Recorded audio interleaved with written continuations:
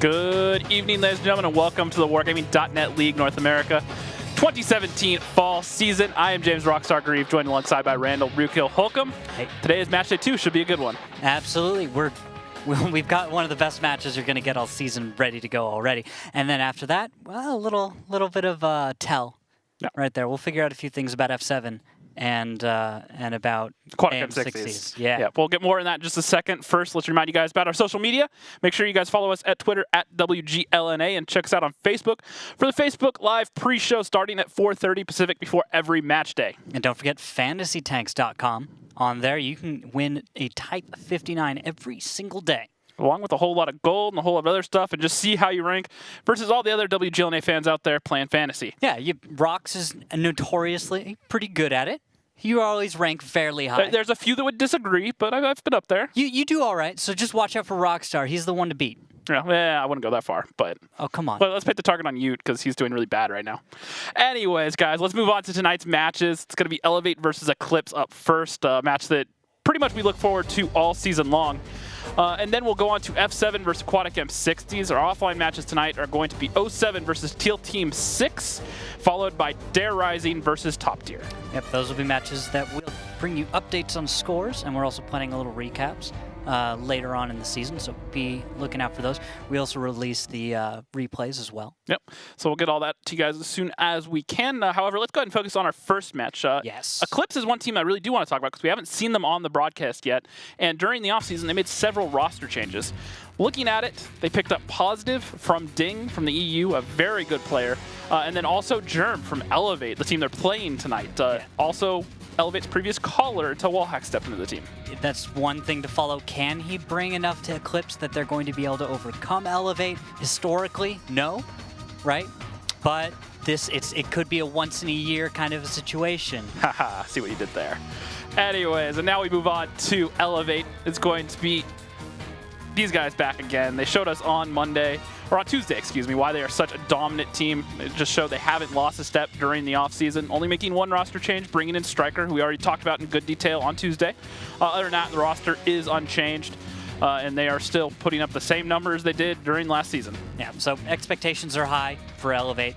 Probably the big question is going to be is this going to be one of those times? Let's talk a little bit about the record in the past between these two teams, Elevate and Eclipse. The last time that they played was 7-4, and that was in favor of Elevate. That was a season finals, a longer series. Let's listen to this little fun fact. Yeah. The last time Eclipse beat Elevate, last time was actually when they were still known as Apex, and that was 1 year ago tomorrow. So it's been a while for them. So hopefully this can be the first time in this year that they've beaten them. Yeah. Well, let's take a look at the map choices as an indicator of what are we getting here? So first up, you're going to see Ruinberg and Mines are banned out. So solid ban outs right there. But nothing too surprising. Mines, well, neither here nor there on that one. Now, Himmelsdorf. That surprises me. Himmelsdorf is one of Elevate's best maps. Last season, they only dropped one round in playoffs versus Top Tier on that map the whole time. The rest of the time, they're completely undefeated. And Eclipse were always a little bit shaky on it. So that kind of surprises me. Now, they do have Germ. Yeah, that's what I was going to say. Do you think it has to do with the caller preference here? Maybe. I definitely think that's part of it. We'll put a pin in that one and come back to it. Look at Sand River and Prohorovka. Sand River, the new map is out. Prohorovka, very open map, is out. Yep. The reason that Sand River kind of surprises me, or not Sand River, Pro kind of surprises me is because that was a map that Eclipse were very good on in seasons past, and seeing Elevate ban it, I guess that part doesn't surprise me. Yeah, but, they've played it together a bunch of times, including the season finals they played it, so, it seemed like a map that Elevate was kind of comfortable on, so seeing it gone does surprise me a little bit. And it looks like Ghost Town and Cliff to finish it out. Yeah, Cliff is the tiebreaker as well. Okay. Cliff... starting on attack for Eclipse. Yeah, I don't know if I like Cliff getting through there because it's such a Russian roulette map. Maybe that's kind of what Elevate want versus Eclipse. They feel that they can let their player skill shine, that's the case. But look at the tiebreaker. And it still goes on to Cliff, so... Yeah. If this goes to a long match, which it tends to between these two teams, we're probably going to see that tiebreaker where we'll see 3 times on Cliff, back and forth. Yep. Now, speaking of predictions you just alluded to, let's go ahead and take a look at your predictions that we already did. See how that comes in. I personally think that, well, Eclipse's roster changes are going to be strong. I think they need time to adjust to the team. They've only had one match day. I think they may struggle a little bit, especially since Elevate looks so dominant on the last match day. And you can see Ute chose 3 to 5, the median between yours and mine. I give a lot more credit to Eclipse than you do, Rox, although I do tend to be one of those guys that says, the underdog can always win. It just depends on how hard you try. And practice, show up right? on the right day. Yeah, exactly. And every little thing goes right. And looking at the map pool that we just saw, I don't see anything in there that screams that Eclipse could maybe pull something over on Elevate. Maybe if they'd gotten like Sand River or something in there. Yeah. Some surprises. So I tend to stick to my guns on that one. Yeah, but I bring it to a 4-5. I think that with the addition of a previous member from Elevate coming over to that team, especially someone who's a caller, that you've got something there. So I think Eclipse has some room to at least pick up a few wins and take this to a long series. Yep. Well, we can find out what the captains think because they're going to join us right now on our face-off. Gentlemen, welcome. We have Ledif and Comps. How are you guys doing today? Good. All right. I'm going to start off with Ledif since this is the first time we've seen you this season. All right. Let's go ahead and just bring all the fans up to date. We kind of touched on the roster changes. Why don't you tell us kind of how that materialized and what you expect out of your new signings? Sure. We have Germ and Positive on the team now. I mean, we expect great things, certainly. I think Germ coming in is... Yeah, I was going to ask what specifically about him benefits your team? Like, what's his strong suit? For Germ, I mean, he's, knows the maps, great knowledge there, good organizer, kind of a level head to some of our maybe more, out there like ideas that we would have. So it's good to have him in that, sense. And certainly a strong player, been in the league a long time. Just all around good to have him.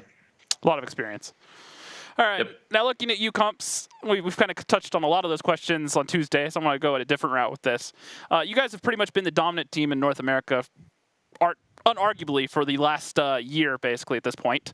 What have you guys been doing, and what are you still doing to make sure that you keep that spot? Because you guys don't look like you're slowing down at all. It just comes down to practice. I guess our practice regimen is probably one of the most hardcore ones in North America. So as long as we're keeping up with it, I guess we'll keep doing the same thing that we've been doing. Okay, fair enough. You don't feel too worried about burnout or fatigue or anything like that if you keep up that sort of regiment for that long? No, everyone on the team signed up for it. They know what's expected of them, and they just, keep doing it. So I can't blame the guys for wanting to try to win. I mean, this is like one of the things that drives us to be the best is that aspect of competition and being one of the best teams in the world. So we're going to keep doing it until we achieve that. All right, fair enough. Ledif, any final questions or if any final thoughts to put out there? Questions? No. Thoughts? I mean, I look forward to some good matches. Hopefully we can, finally reclaim that victory. I guess it's been a year, so... September 8th. Looking forward to that. September 8th was the last time Eclipse beat Elevate. Comps, any final thoughts? Good luck and have fun. All right, guys. We'll see you guys on the battlefield. Nothing too surprising there. Practice makes perfect. Just got to keep it up. But one thing I do kind of worry about is you see a lot. What happens with a lot of teams is kind of their secret gets found out over time, and then teams start to take rounds off them slowly. Yeah, you download the team is kind of one of the terms. You take all their replays, you take all their strats, you map them out. You say, all right, what is this player's tendency? What is this player's tendency? And you identify down to as minuscule a scale you can what they're going to do. And then you come up with counter strats, right? Yep. It used to be easier back when we all knew a little bit less about the game, but now that there's more time that's passed and these guys are even better and better and better at this game, it becomes something that is a truly daunting task. So if you want to actually look at a team like Elevate and you want to tear them apart, it's going to take you quite some time and quite a bit of effort. It's probably going to take the entire season for someone to figure that out. Yeah, and we kind of saw that out of Elevate a little bit in reverse on Sand River is what came to mind. They showed that they had done all their homework. They knew all the little things that Teal Team 6 appeared to do. Maybe they just kind of made a broad assumption about how most teams will attack a map, and they were set up to counter every little thing. We saw a Viral and that light tank get countered out within the first 30 seconds of the game. They understood this is the common spot. How do we counter it? And they were already set up for it. So what I worry about, though, with Elevate is maybe down the road, if some of these teams, especially when we have players like Rude Awakening in there, who's going to do the homework, he's going to put in the time. Yeah. Maybe they'll kind of figure things out. They took Elevate. It was a really close scoreline during the finals. They had some really good matches with Elevate, so definitely something to keep an eye on.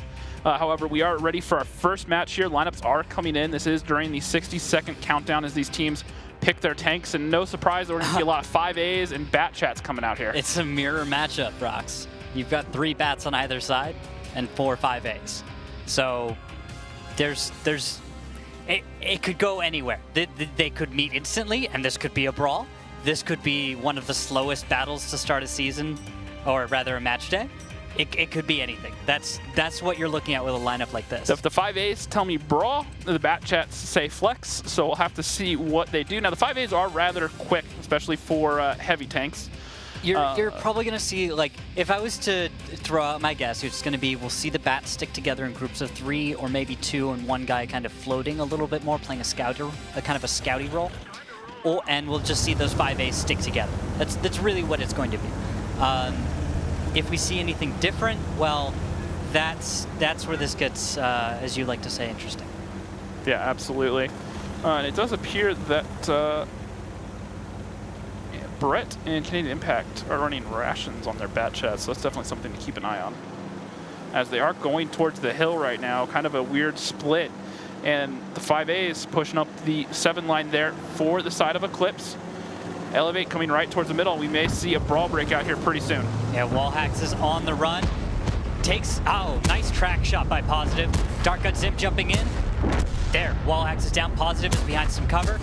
While the rest of the bat chats jump in. And they know they have the isolation onto Brett and Impact. They're pushing forward to it. However, T1 Diabetic is being focused out. He's down to a 1-shot. Brett does get taken down first, though, by Dark God Zim. And now Canadian Impact is on reload, trying to run away, while the other bat chats are reloading as well. Yeah, and in the middle of the map, the 5As have met. You've got 4 of Eclipses versus the 4 of Elevate. Right now, Mathis is taking quite a bit of fire. A little spread onto Vetro. Germ is very low. Looks like one more shell will take him out, and that could give Elevate the lead in this brawl. Yes, Germ will go down. Now Dodoma is at risk as Vetro is going to start aggressing. This is a strong play by Elevate. They need to win the middle of the map. Yep, and Dodoma is going to take another shot right now. He ends up getting finished off by Photo Finish, but they're going to dump over. They are going to find the isolation onto No Nick, No Skill. And it's going to be Ox that actually picks him up from downtown. They're pushing around. They are trying to take the 2-on-1 right now with Photo Finish. Will drop, should find the kill on Ox Mathis. Photo Finish, notably one of the very strong heavy tank players in North America, continuing to do a good job right now. And this is just as close as it could be. Zim, Vetro is down. All right, now it is 1 from Elevate versus 2. Now Dark God Zim's at 379. He should be able to come on in with his 2 shells. External has to find Dark God Zim first. No. His only chance is to ignore him and hope that he doesn't have the clip left to kill him and try to win the 1v1 with Drock while he reloads, but I don't know that that's going to happen. Doesn't look like it is. Ammo Rack will finish it off. And that's going to be Eclipse picking up battle number 1. Pretty solid stuff there, brawl. It's the second time we've seen that hill brawl happen. We saw it versus Steel Team 6 the other day, and Eclipse or Elevate not really changing anything up between the match days. And this time it ends up biting them in the rear, as you will. And it's kind of funny that happened, because remember what we were talking about right before that match started? Doing your homework, looking at the replays, studying your opponent, and Eclipse showing that they kind of had a heads up what they were going to do. They took the fight, but they did it a little bit cleaner than Teal Team 6 did on Tuesday. Yes, absolutely. So let's take a look at a little bit of this. This is where the bat chat started engaging, 2v2 with some support fire. After losing that first scout bat chat, I think that's where Elevate started to lose a little momentum. Their middle fight with the 5As was going and in favor of Elevate at first, it seemed, but very quickly it seemed as though the individual skill of some of the players on Eclipse was able to win. The first thing I want to give a shout out to is BTED during the Wargaming Fantasy show beforehand. Yeah. He specifically called out Drawcab as being one of the players to watch and one of the top players. And starting off the match night strong, 93 fantasy points. Ted knows his Good stuff, call man. there. Ted knows his stuff. And then Dark God Zim, a player that I kind of worried about jumping into the tier 10s, also doing a pretty good job.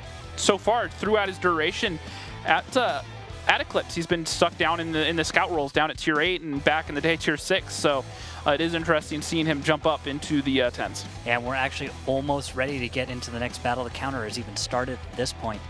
And that's a nice quick turnaround, as these guys are going to get a swap sides and we're going to give it another shot.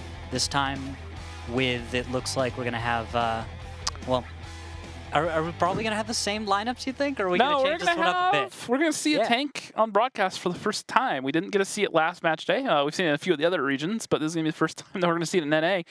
So let's get in there and see what happens. Yeah, it's going to be a Foch B, ladies and gentlemen. That's 6-shot autoloader that Foch has 2400 alpha in that clip. It can delete pretty much any tank that It's every Eclipse tank, has brought. Yeah, the IS-7 is the only thing that could reasonably survive. Well, even then, even with the most recent buff, if that Foch B rolls exactly average, it'll still die. Yeah, but I was saying since it's an IS-7, and generally the IS-7, if you fire enough shells at it, one of them's going to... The bounce is going to hit one of the weird angles or get absorbed by the spaced armor in the track. Exactly, right. It's just the way the IS-7 works. It also depends on where photo finish is. If he gets caught out in the open and that Foch B has him dead right, permatracks him, even then he's not going to have much of a chance. Fair enough right there. Look at that. Oh, shots going out towards the middle of the map from Eclipse. Elevate. Looks like they'll be heading east side. And we'll see a west side story from Eclipse. A little mid scouting. Oh, and this. Dark God Zim's going to be heading out to the west side and passive scout. Doesn't look like he can spot it though. They are going straight towards that middle ridge, looking for the tanks from Eclipse. They have an idea that they're there, but they haven't found him yet. External's going to knock over a tree, tip off Eclipse that he is there. Yeah, and Eclipse is showing that they want to hold back a little bit. They want to kind of let Elevate come into that middle space so they can bring some STRV fire from. And look at that beautiful Foch B and that Elevate camo. And he's sitting in a nice position right now to prevent it against any sort of counter push from Eclipse in case they tried to dump over in the middle. He'll have his full clip ready to put into the fight. I'm not the hugest fan of where he is. I think early game. Okay, I guess early game, but it feels like they're waiting to utilize him in a stronger position. You know what I mean? This is a holding position until he moves up somewhere in the middle of the map later after Elevate grabs a little bit more ground. Once that happens, I'd expect that's where we'll see the real Foch B. I'm kind of playing with the idea right now. The old school meta with the Foch, we've talked about it before, and this is several years ago, before the 155 was nerfed. Its common role was behind a large push with some medium tanks. In that way, it could get in there and it had the high alpha and the clip to kind of, really soften up a strong defense, and then the mediums could get in there and kind of pick them apart and clean up the edges. So definitely something to keep an eye on, maybe see if they use it in a similar fashion. Yeah. But now the question for me, Rox, what are they planning? What are they thinking of doing? Because right now I'm not seeing a whole lot. I'm not seeing much of any real games. It's about 7 minutes in. I'm not saying there's anything wrong with what we're seeing, but it's hard to tell right now what exactly Elevate's going for, because they themselves haven't exactly decided where they're going to attack. Well, we might see the 5As get ready to move here. They're getting really antsy, and the 5A in the backfield, Wallhacks, is actually rotating off the 1 line right now, heading over towards the 8-9 line. Maybe he'll be the tank that's going to lead the push across the 7 line there with the Bat Chats and the Foch B covering him. Possibly. We'll have to wait and see, because right now it's just that holding pattern right in the middle. Positive just looking towards the hill, trying to see if the Bat Chats push off. He doesn't know they're there at the moment, but he wants to be in a position to spot them when they do come down. And everyone else just doing the little dance right now. Yeah. And Eclipse is just waiting. Drawcap's just kind of patrolling the middle of the map, waiting. Because that's all Eclipse has to do. Just sit and wait, see what happens. But yeah, this is it's kind of passive for a minute.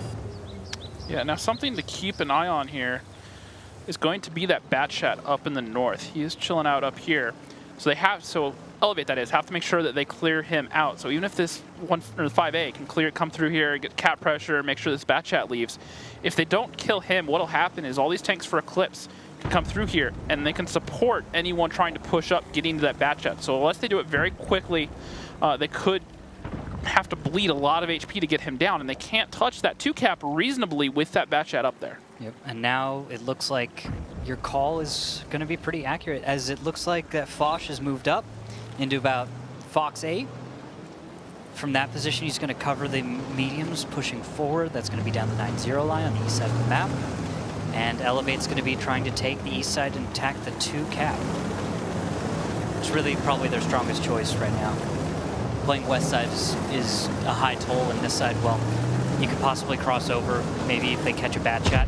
Positive is spotted, and because of that, it's going to indicate to Elevate what exactly is over here and what their options might be as they will cross over the tracks.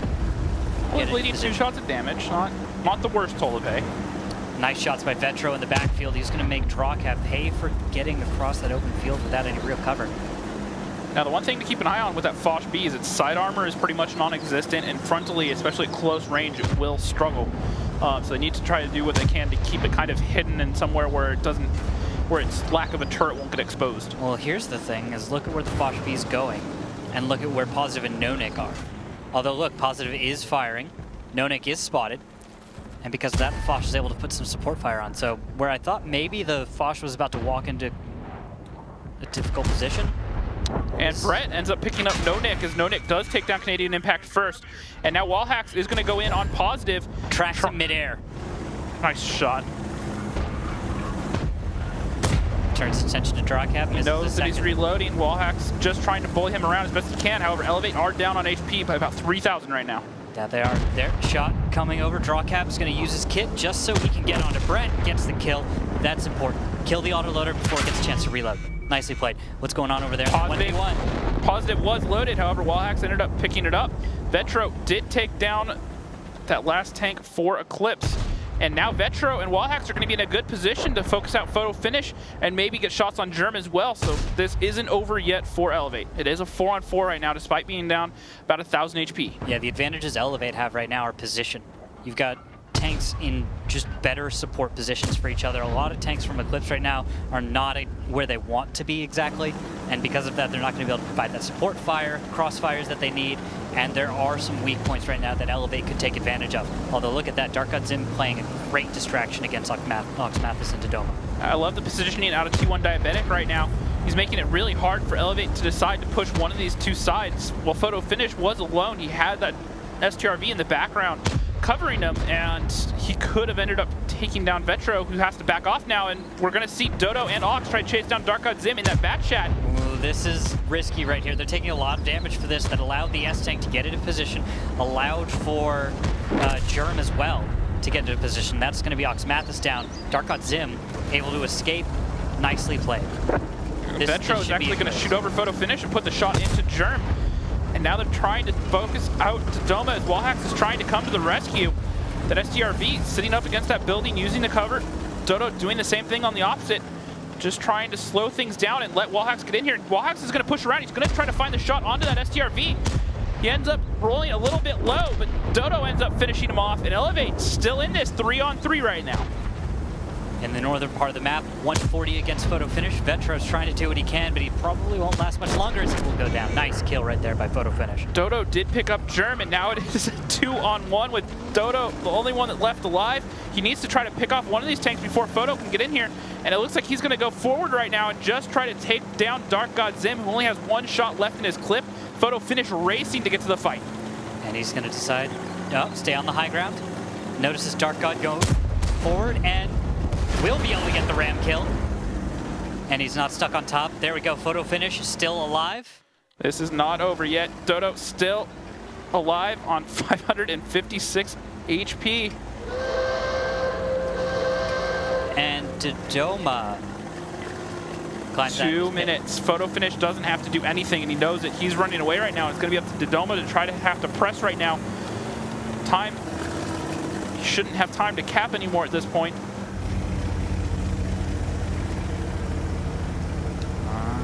We'll have to wait and see. Photo's going to decide to give ground.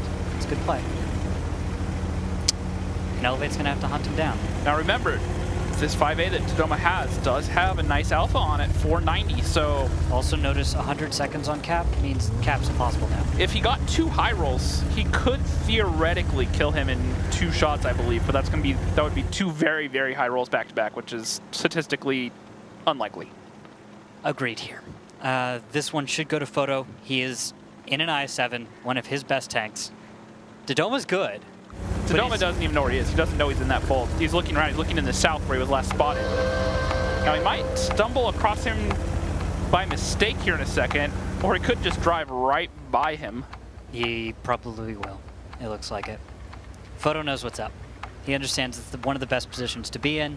You can reasonably cover the cap in case there's any reason to defend it, but you're also far out of the way, and it's easier to get to. So Dodo doesn't quite guess right. Doesn't have time to even get the shells out at this point. And that should mean battle number 1 or 2. And 18 seconds. You're waiting with the rest of us, ladies and gentlemen. Just to see. That's right. Photo is still sitting in his little pit.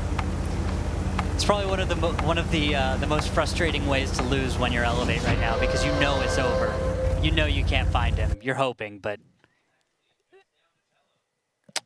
You want to, you know, I don't even know what to say right now about Elevate. I did a little bit. I guess it's the caster curse is the common phrase there, talking about what they need to do to stay on top and how they stay there, and they're starting off down 2-0, and looking at the damage here, wall hacks. If Elevate comes back with a 5-0, you're fine.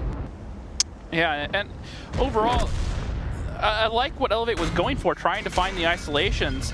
However, that low roll right there onto T1 Diabetic, wall hacks only hit for 440. The alpha on that gun's a 490, so by almost 50 HP it low rolled. But look at wall hacks putting up 4,500 damage. I talked last match day about how he can be one of those players that randomly spikes and has very good games, and this was definitely one of them, despite being lost. And then Vetro doing what Vetro does best, which is play object 140s or just medium tanks in general. Go Vetro. Putting up some very consistent damage numbers so far tonight. Yeah. Well, and you can see Eclipse just, they were the more consistent ones. Dark God Zim Photo, T1 Diabetic, Draw Cap, and Positive, right? Yep. That's where it wins. Because everyone else just wasn't able to keep up. That's the problem. You can see the accuracy right there. Ox Mathis and External weren't able to deal nearly the damage they were probably hoping to. I know they were firing a lot of shells off, just what appeared to be randomly in some ways at the beginning, but I think they were having trouble getting shots on targets. That was really their struggle. And the thing is, when you see Ox Mathis not getting that great of a performance, you know there's something wrong. Like, yeah. It's not huge, but there was something off about that performance for Elevate, because normally you expect Ox Mathis to put up one of the top as far as damage. Yeah, well, you also have to remember that Elevate has every single one of the players is pretty much what you'd call a star player in their own ways. Wallhack's one of the best colors on the NA server. Then you have External, great Batchat player. Vetro can play pretty much anything. Dodoma is a great player, especially a tank destroyer player. So definitely something to keep an eye on. Absolutely. Now we're actually going to go into Mines. Eclipse defending, Elevate attacking. And looking at the lineups, Rox, what are your thoughts? This is a very ugly lineup from Eclipse. A 113, a Mouse, a PZ7, a Type 5, a Batchat, an STRV, and an E4. This feels like one of those calls where it's just like, all right, guys, what do you want to play right now? Ready up something. Now, I have a feeling that we're going to see a certain position out of each of these tanks where it's going to make sense. However, Elevate coming in with 2 Mice, 2 5As, and 3 Batchats. Now, the PZ7 we saw used at that H4 rock the other day. I expect to see him sitting right there very quickly. The 113 probably working towards the hill or the depression right before it at G3, which looks like where he's heading right now. Type 5 sitting either underneath the hill or in base in the E4, and Mouse also probably sitting in base at that J7 corner. This makes sense. See, 113, right to the saddle. Well, at least that's what I call it. Gulf 4, that weird position where you can kind of look west but also look towards the hill, and you have to kind of play the little mound to keep yourself safe. Photos going into that opening position, strong for 113. And there we go, PZ7 by Draw Cap. He was looking for the early spots, didn't find any, and he chose to leave before he got put in an awkward situation.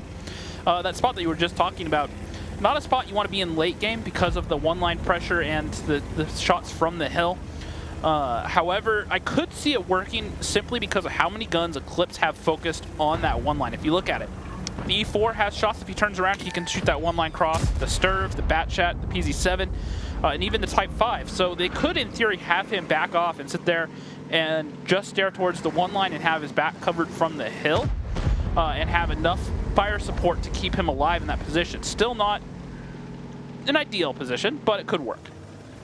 All right. Island Impact, and you don't have hold to cross, I some think. combo We're with going to this. go ahead and listen in. Or push 9-0. Yeah, Or they push can 9-0. they can Yeah. put 113 double might mouse spot here and me. then push 9-0 Yeah. with everything else. Do you want me trying If that, they do that, Wally? then me and A? Photo have to like pick the side to They're try gonna to take Hill. We have to protect Hill. We just have to be careful. I'm gonna pull back because You we think? have a lot of we don't know where the mouse are. Pretty This committed. is right up the hill. They pushed it. We should be. I Try. don't really want to poke out. Okay. We're not just drive someone over here much. I'm dropping. I'm over here on one line. not getting careful, there's a bad. Do we have to destroy anything in there? Get up on mouse. Stodo. What's wrong? No, nothing. I just got lit right Nothing's here. on the one line. There's something. I'm over here, Wally. I think they Yeah, have T1, you're safe from. Like, not Is up T1, are you anything safe on to one one first line? from Hill? It doesn't look like it. No, but I'm Do you have lit Petro? I'm just making sure I wasn't gonna get lit if I It's went. not We're late. gonna wait. They for could you to have. get this. I think I batch boosted. Yeah, just making sure I wasn't I gonna got get If lit. nothing's on the island, why It's don't probably impact. we just I cross assume to this? that's what they were planning. That's to what do. you're gonna do. I can. Note that Wally's in one of the Let's go, batches. see. Wally doesn't boost like well. So enough. me, both the heavies go there? He's probably not him. Oh no, I did there, the I'm probably mouse gonna is die. on Probably him. impact. Because You should impact go didn't go here. hill at the beginning. So And what I'm was he crossing doing? behind you. And Photo Wally- back So up. I might not have to cross Okay. behind you actually. Are we sure the bat isn't there? I mean, 90% sure. There's a 10% maybe. All right. Comms are sounding a little hectic there. Nice and loud. So we decided to bring you back to something a little bit more pleasant.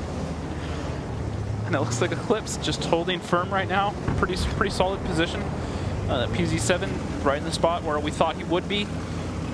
Just keeping an eye Now on that one line. this mouse is a big tell to me, Rox. I think we should probably talk a little bit about that. Mouse on the one line. Tornado energy. Exactly.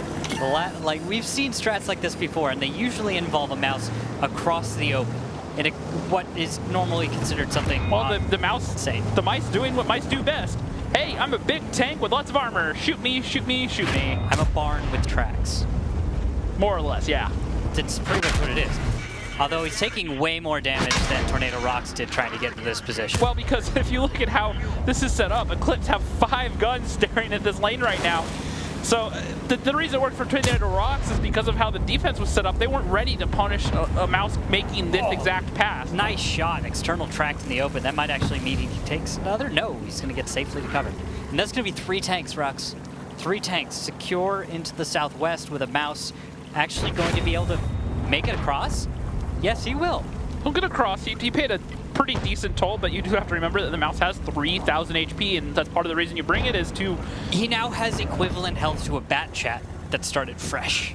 Yep. And he has the consistent fire, which the bat chat doesn't, and he has the armor, which the bat chat doesn't. So definitely something he can leverage. Yeah. It's, just putting it in perspective, it's like, yeah, you paid the toll in a mouse, but now you're just medium tank health.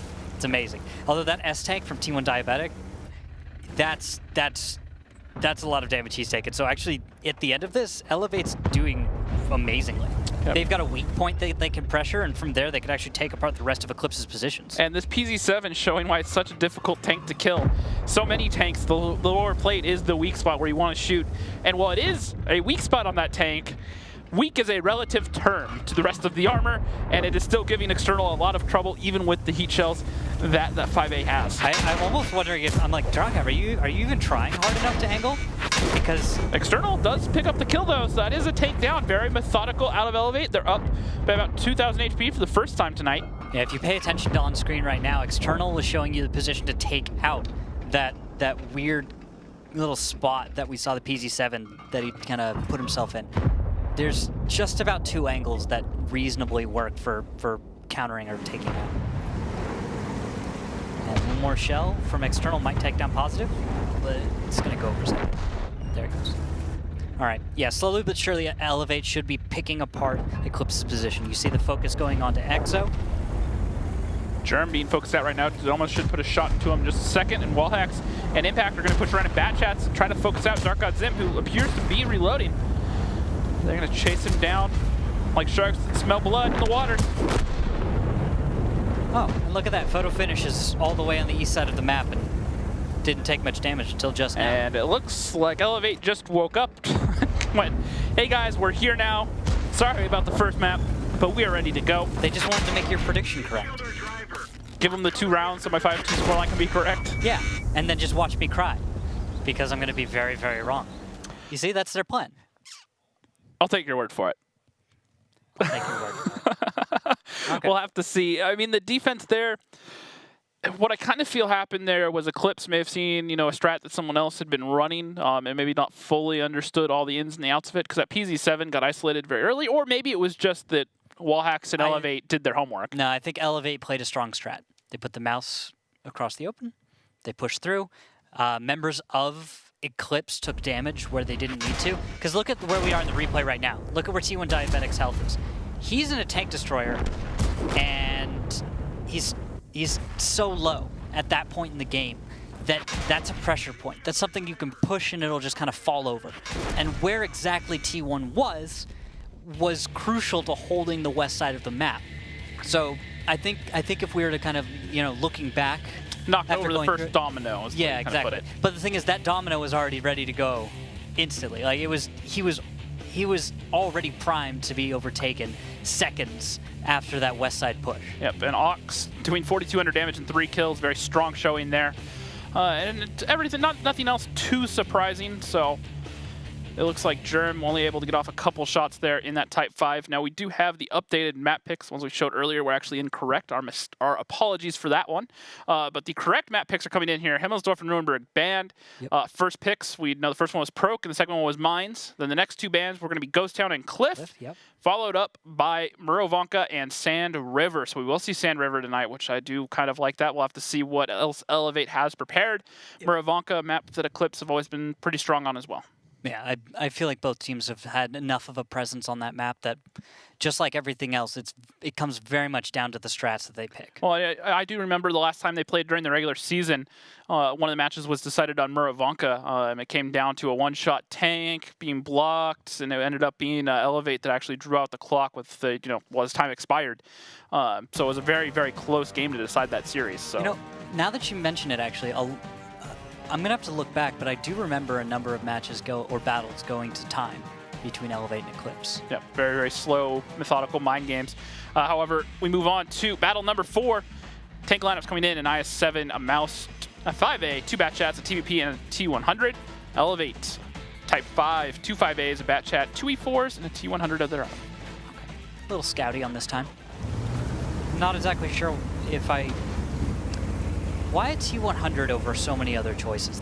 Low profile, and if Canadian Impact does what Dark Ninja did the other day, he is going to go chill out over at that rock. Well, yes, of course that. I guess my question still about the T100 is, on a map like Mines, with scouts, I tend to like them on maps like Proc, Murovanka, Sand River maybe, but on a map like Mines,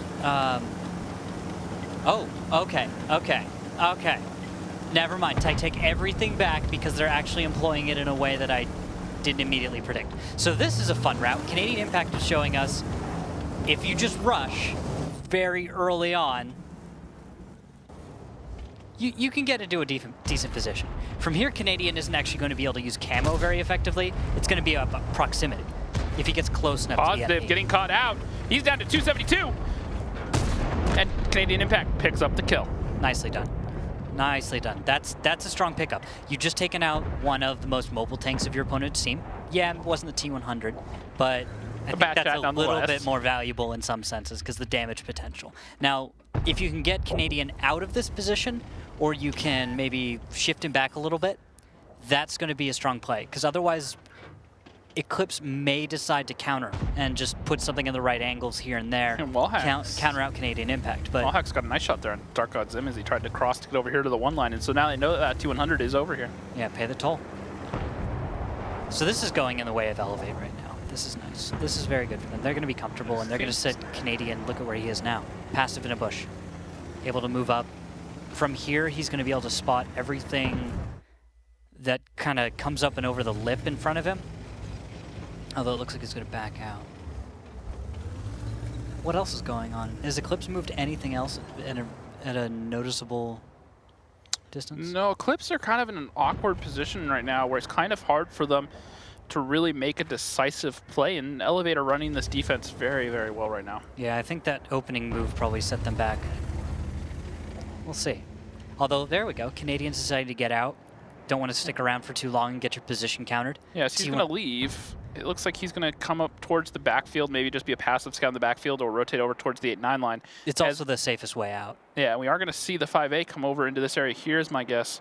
Mouse also going to come around, it looks like. No, he's going to close with the hill, I think is what will likely happen. That's Eclipse reading a west side play. They're probably assuming that a lot of Elevate tanks are west side and that they should possibly consider a surprise on the east. Yeah, so now that they're down that bat chat, what it looks like they're trying to do is stack up towards the 7-8-9 line, try to open up play through here, try to find some sort of isolation while they have guns on the hill that can support. However, this should be pretty easily countered by Elevate, especially since they still have all 7 tanks alive, and Canadian Impact over on that one line can get in behind and wreak havoc if he wants to. Yeah, it's going to be crucial for Eclipse to get an opening kill. If they get 1 or 2 solid kills quickly, that could be their way in. But if they can't do that and the guys from Elevate stay alive long enough, that'll give time for the support guns. They really have to find an isolation, and the only obvious ones right now are on the Type 5 and the E4.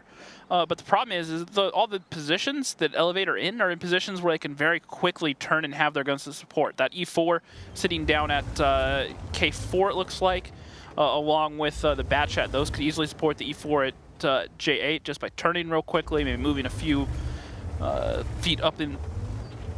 Get a little bit more elevation is what I'm looking for, sorry. Higher ground. Yeah, higher ground. They should have some shots in that Type 5.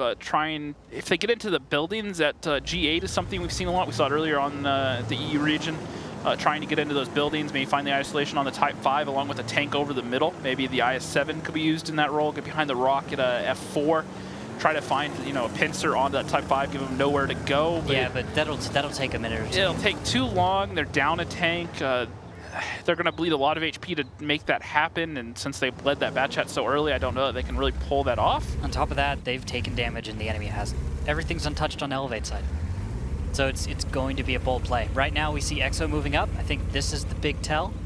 At this point, EXO can't really back up too much, and Eclipse is going to be dedicated to any fight they find. It'll be interesting to see at what point he gets spotted coming around this hill, because you have to imagine the tank store sitting at J7 should have eyes on him right now.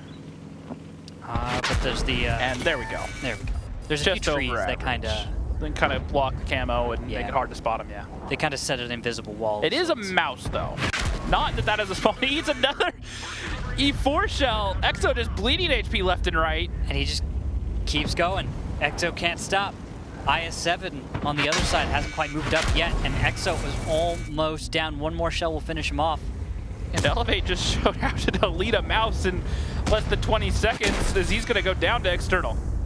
There we go. Now we've got a bat chat moving in. That's going to be Drawcat. And, well, he takes most of his hit points right off the bat. Brett's there to help him out.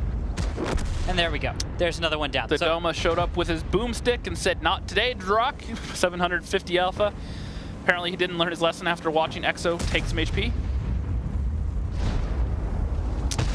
Meanwhile, T1 Diabetic's going to come over and put a clip into Wallhacks.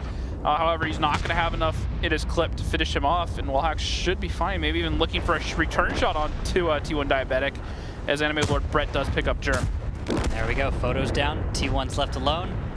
And Zim, well, he's here. He's trying to take on Canadian, but it's not going so hot. So far, Eclipse and Elevate appear to be trading maps. Prokhorovka did go to Eclipse very, very solidly, but Mine still showing that it is an absolute fortress for Elevate, as Eclipse didn't really get close to breaking into this round. Pretty much read it every step of the way. The bat shot on the one line was countered out fantastically, and this defense, once again, flawless for Elevate as they tie up the series 2-2. Yeah, that was decisive. Yeah, let's clean swipe. Just all 7 still alive for Elevate.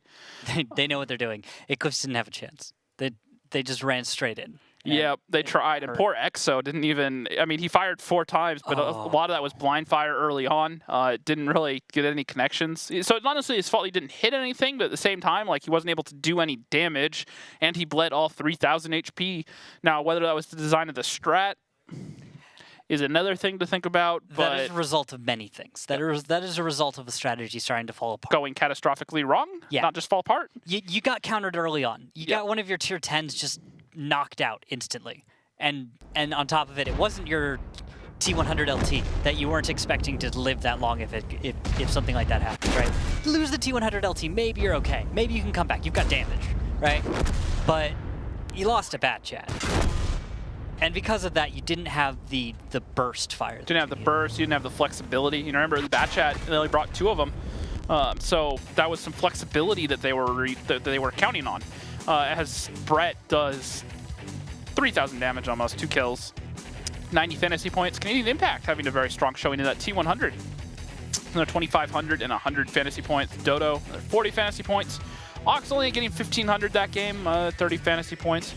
Wallhacks on the second page here, another 30. Nothing too surprising down there. And poor Exo with the goose egg along with Positive, both of whom got countered out basically just by playing into the strat of Elevate. They were set up there. They showed why those E4s work so well. High penetration, very accurate, high alpha. So when a tank like a mouse comes rolling at you, you can 1, pen the turret consistently, and 2, you're going to hit it for 750 alpha, which when the mouse has 3,000 HP, it kind of makes it less of a problem to deal with. Yeah, and especially with the way you're going about it. If you're going to get every tank of the enemy thrown at you at once, you need to remove as many guns as quickly as possible. The problem you run into sometimes is you go a little auto-loader heavy, and then you run out of momentum. But as long as you can keep just smashing 1 tank at a time in rather rapid succession, you can usually hold off just about any attack. Vetro breaking out one of my all-time favorite tanks, the FV215B. The rest of Elevate bringing 2 5As and 4 Batchats. Eclipse, a mouse, 2 5As, 2 Batchats, TVP, and a T100 LT.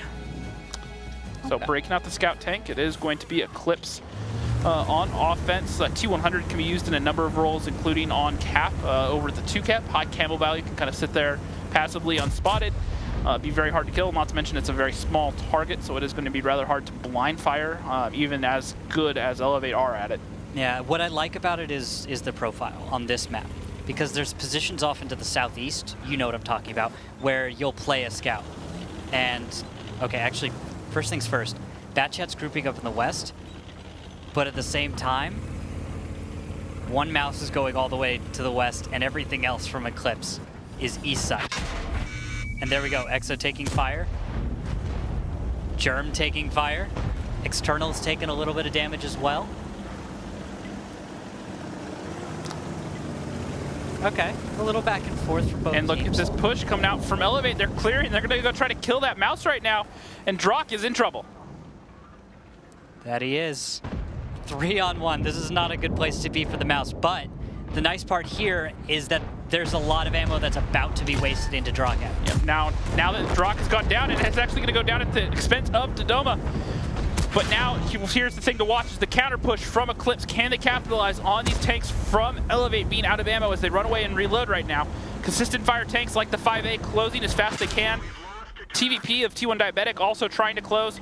They are going to get out of here and get just around that corner. And here's the problem. Look at this. Oxmathis and External moved up behind this counterattack by Eclipse to try and bring in some support. But what they might have done is they might have gone too deep. It's possible that some of those Eclipse tanks might turn around, jump onto the WZ-5As, and get the kills. If they don't, I think that's a wasted opportunity right now, especially because all those Batchets are on reload. I love this by Wallhacks. I love this strat. Calculated is the easiest way I can say it. They pushed the north, they took out that mouse, and what they knew that Eclipse would go for it, hook, line, and sinker. They knew that they would try to pressure them when those Batchats got reloaded, and the timing was just perfect with those 5As coming in, and now they're really dictating the pace to Eclipse, forcing them exactly where they want to be. And now look at this, Exo moving in on Canadian with his little scout buddy to back him up, but he's taking a lot of damage. Canadian gets the kill. Nicely played. And with that, Dark God Zim's going to start moving in, but is he actually going to go down to this? That's the big question. Does Canadian have a shell? He's on reload, isn't he? Yeah, and I don't think Zim knows. Zim doesn't know. They're playing mind games. No, Canadian Impact can take a couple of shells.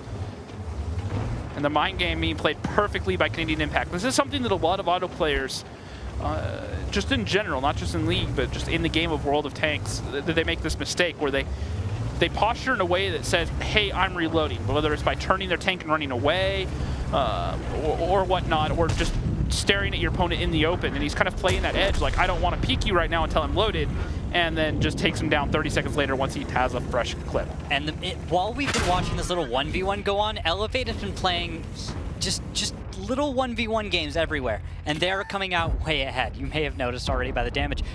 We're going to be following Vetros. He's actually going up the middle of this formation. He's decided, you know what? There's not enough damage left that I care. So he just runs forward, gets a kill. And this is a highly underrated fact, that 215B that he's bringing in right now. It has 2,500 HP. So especially late game, it can just use its HP to bully, even if the armor isn't going to bounce a lot of shots. It's 2,400 HP or 2,500 HP. It's a lot to chew through. Yeah, the DPM along with that, yep. you can just decide to run in and you're going to keep up enough once there's there's only a few tanks left. Yeah. 215B is just a laser cannon of a tank, and it can, especially late game, it can just be such a fantastic tank to close out a game, and that's going to be Elevate putting themselves back on top 3-2. 2 more rounds to walk away with a win and make this a 5th win in a row over Eclipse. I think we can both agree, though. At the end of this was the reaction from Elevate in this battle.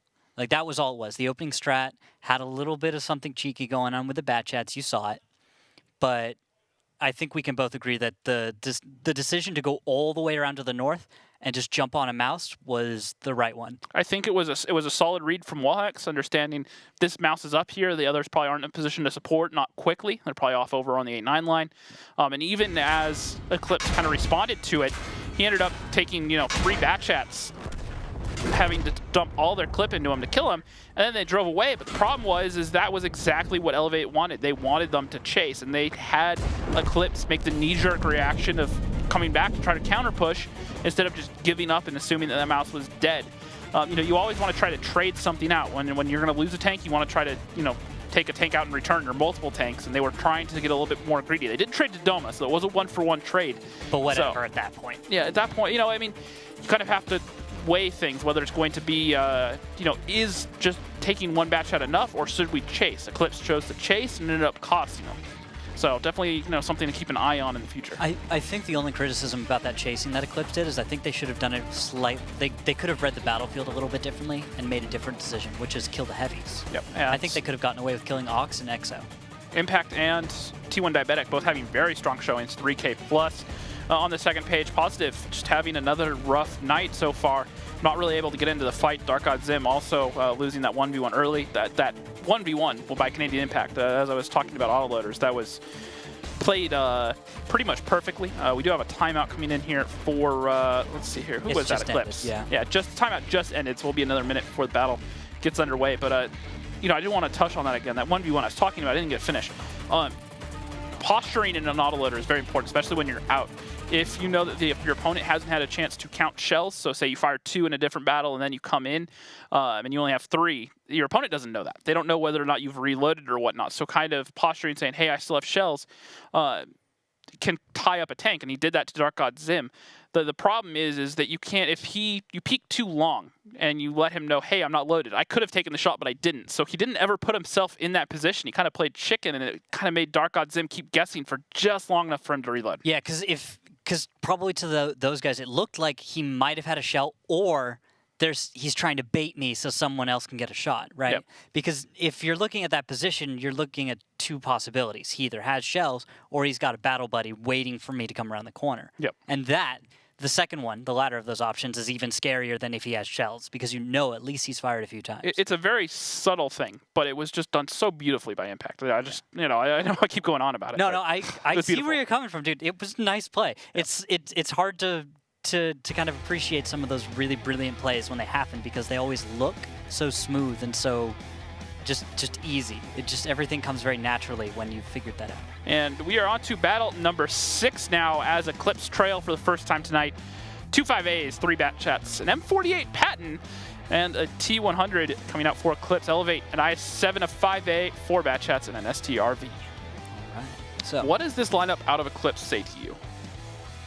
They are defending right now. Yeah, that's actually what I was thinking about, was you're defending, but you're going to bring a Patton and a T100. I guess the Patton, after its recent buff, is good enough, but I actually still favor the TVP. Well, so the 2 things the Patton brings. One, underrated value of it, or factor of it as well. It's got great view range. Camo, the height of the turret actually is a factor. Yeah, no longer has the Empire State Hatch, for example. And with the turret buff, it could work some of these ridges pretty well. So the combination of the 2 make it suitable for a map like this. Yeah, Hey, I'm not saying it's the worst choice. I'm simply kind of entertaining. questioning it. Yeah, you see where. Yeah, Yeah. it's. Is this really the best choice? I'm not saying it can't perform because you and I both know patent players who are phenomenal Yeah. and have always made us go. How do you even play that tank that well? I Yeah. don't know. Well, there have been games even before the buffs. Vetro has put up some insane numbers, 10,000 plus damage in it. I've seen a few. It didn't feel like when he played it in the past though that it was the tank that really helped him win. It felt like it was just Vetro being Vetro, and he just happened to be in a patent. You know. Fair enough. Fair enough. And it always has had very high shell velocity as well. It's been able to, just snap shots off without aiming too much, and the shell velocity has been able to carry it. So we'll keep an eye on that as the battle goes on. Sturv over on the one line, another gun with very high shell velocity, STRV, which Vetro is actually playing right now. So we'll have to see what he can do over there. And instead of just one mouse in the north for Elevate, they have an I-7 and a 5A just chilling out here in case Eclipse decide to try to push. However, it looks like they are fine just staying relatively passive. T100 over in the bush. That is another thing to kind of look at is the passive scout positions. This is a different one. Yeah, so you knock over a few trees, that helps kind of create a perimeter for you. And well, the problem with this, the spot Dark God Zim is in right now is notice there's some elevation around him. He can't exactly see tanks approaching him from the immediate east. Yeah, but the thing is here is the mind game. This map has been played long enough that both these teams know every single bush that's been used. And so it's picking one that they can utilize to their advantage at that right time. So I understand where you're coming from as far as the approach angles, but sometimes it's more important to kind of trade things up, make sure you don't die, and kind of keep some presence. Yeah. Batchat's grouping up in the forest on the 9 line right now. Yeah, I think this will be the main push. This is just Elevate trying to make sure there isn't a trap down here. They're sending enough tanks to the point where they can, if they run into anything, they can deal with it. Yeah, they're going to have the 5A go out in front, so if it is a trap, it's a heavy tank that's going to take the beating and not, say, a soft Batchat. That'll explode damage quicker, yeah. And, well, they're about to find out that there is no trap. Everything is safe. Everything is fine. Don't worry. But, I don't mean 7 minutes left. No Admiral Akbar memes today. Nope. No traps. And the T100 shouldn't see them either, so they should be able to approach and get actually... Until they try to peek up at K6. Yeah, but that's awesome. I would love to be able to do that every match, right? Get all the way over to the southeast, like, so that you're even beyond your opponent's cap. One thing I do want to point out here, just sorry to change the subject real quick, is apparently old habits die hard. Because Eclipse were the ones that pioneered double passive tank originally. They'd use Tigers and someone else to get passive in the field, so even if they find the light tank, they're still second tank in position. And look at T1 Diabetic sitting in the passive spot in the Batchat at H4. Yeah, just trying to confuse Elevate. And the thing is Elevate are good enough that I think they'll understand or be able to figure it out relatively quickly. The problem with that is you have to just figure it out. Do you see enough of your opponent's tanks? Does it make sense for them to have 2 scouts? Yeah, I guess so. So, yeah, you can assume that, or do you have enough time to even deal with it? There's a billion questions that come up about that, but it's... At this point, Elevate's still trying to just figure out where the weak point is. Yeah, but sometimes as the defense, it's also, you just talked about trying to find it. How do you go about just, if you give up on trying to cap, say you just want to kill, there is no good way to counter out those light tanks because of where the other guns are sitting for Eclipse. If you send, say, a light tank out there to just drive out in the open through the bushes to try to find them, there are 5 other guns ready to punish them. So it's kind of that trade. Is it worth to give up my HP to go get these passive tanks out of the way? Not really. At this point, I don't know if Elevate's going to be able to win this one. I mean, it's a time thing, and it'll have to come down to a brawl, right? Yeah, just about the 5-minute mark, they have to try to get in position to deal with one. And right now, I have to favor Eclipse. Now, I'm not a big fan of passive defenses in general. However, with the map of Muravanka, with as many bushes as it is, and the setup they're running, they get to hide a majority of their tanks. So it's going to be very hard for Elevate to piece together exactly where they're all sitting. And we're looking at the POV anime Lord Brett, although we're going to switch over. Vetro taking a shot at Germ. Ox Mathis squaring off against Positive. And, well, we'll just have to wait and see who deals damage to. Dodo's going to take a shot. I often preach about not liking passive defenses because they're easy to figure out. But the difference between this and, say, Cliff Cliff is a very small map. It's easy to scout out your opponents and figure out where each of their tanks are sitting, whether it's by them firing and doing damage or being able to get spots on them. And with this, the only way that Elevate are going to figure out where some of these tanks are, especially the ones on the one line, is by them firing or pushing forward and leaving their position and being spotted that way. Otherwise, they can sit back there in that forest with relative immunity for a while. So it can work, as cap pressure has started for Elevate. There we go. Canadian Impact surfing up in the middle. I don't think this ends up working. I really don't. Like, you know what I mean? Just this looks like something that Eclipse should be able to counter out. And a couple of heavy tanks pushing up onto the cap for Eclipse. Vetro does get a shot in, but he has to back off before he takes some return fire. Nox does take another 377, does get a return shot. Vetro's going to be able to start firing shots, puts one into Exo. Ox and the Batchat's trying to get in here, trying to counter out. Batchat up positive. He is down to a one-shot, and he is having one tough night tonight, whether it's the positions he's playing or individual misplay, but he is on the struggle bus right now. Yeah, Eclipse did not do very well in that fight. They took a lot of damage, they hesitated, they backed up, they took more damage, and now they're trying to square off against Elevate, but Elevate seems to have just a little bit of an edge, just enough to where they should be able to come out ahead, because there goes Positive. That's one gun down, won't be reloading for the next 3 minutes and firing at anyone. T100 LT is free and safe in the south to actually go around and flank. You'll notice that. And that actually might be the Batchats going around and flanking from the south. Look at T1 right now. He's going to be moving further and further south, and with Photo Finish in the back to cover, I think he's going to be able to pick up enough resets. Yeah, the heavies need to stop bleeding though, or Elevate's just going to dump onto him. That's another shot that Exo just lost. And Dark God Zem's going to get him behind. He needs to try to get his gun into this fight quickly, maybe get some damage onto the Batchats. And don't forget the cap, 20 seconds left. We need to see a reset. Exo and Germ are going to move around. Photo gets out, gets a reset. Canadian Impact is now the tank to hit. Vetro already up to almost 3,000 damage this game. Canadian peeks out, Germ gets the kill. Because of that, well, that's going to stop the cap. Take a little pressure off for T1 Diabetic finds External, Dodo finds Germ, trades 1 for 1. However, only 3 tanks left alive for Eclipse right now, one of them being T1 Diabetic, who is a one-shot. Dark God Zim still is in the backfield. Now, one thing to look at is the clock. It's 2 minutes now, and they do have a full health Patton along with Photo Finish, who has a lot of HP still in that Patton. So if they can slow this down for, say another minute, make it hard to cap, maybe, just maybe Dark God Zim can play some spotting games and really slow this game down for him. No, this is done probably. Dark God Zim should be able to live, right? Minute and 30 seconds left. Patton just has to stay alive. He has to find a reset or two is the biggest thing. Him or Photo. They need to find a reset or two to make this even a possibility of drawing it out. Vetro's going to come over here. He's going to set up on the side of Photo Finish as Wallhacks is going to close with that Batchat. He's going to find the kill shot right now, and now it is all down to Dark God Zim. Needs to have one heck of a game right now to turn this around. 1 minute left. They can cap. There is only one on cap, so they could, in theory, put 2 more on there, speed it up. However, if Dark God Zim can get, I think, 1 reset, he could do it.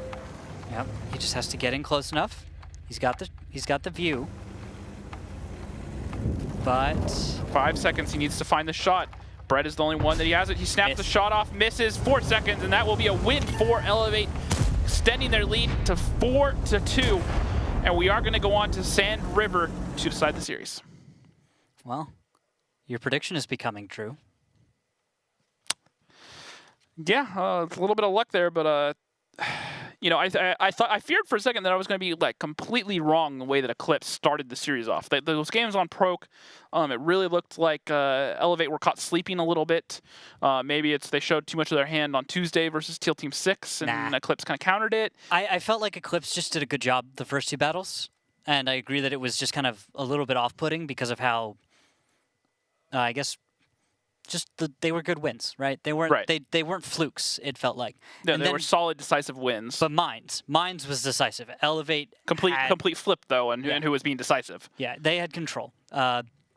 Eclipse didn't really feel like they had anything on that. And then Murrow, well, Murrow should have been Eclipse's that last battle, but That's from a standpoint of looking at like the From first position, 5 minutes. yeah, the first 5 minutes they were in a strong position, but it was that first trade on cap with Ox where Vetro was set up, the Batchats were set up, and they really punished them for overextending to get that reset. And from that point on, right here, well, right before this actually, it was where it kind of flipped around. The HP was in favor of Elevate pretty heavily at that point, and that they pretty much ignored the Sturv in the backfield and they played into it the whole time. And he ended up doing over 3,000 damage that game. So, you know, Vetro was able to really be a force in that game just from that one spot. Even though he was isolated, he was far enough away that no one could really close with him, and that STRV, laser accurate, high DPM, and he really made it work in that position. And as you see here, 3,500 damage, 80 fantasy points, really solid stuff.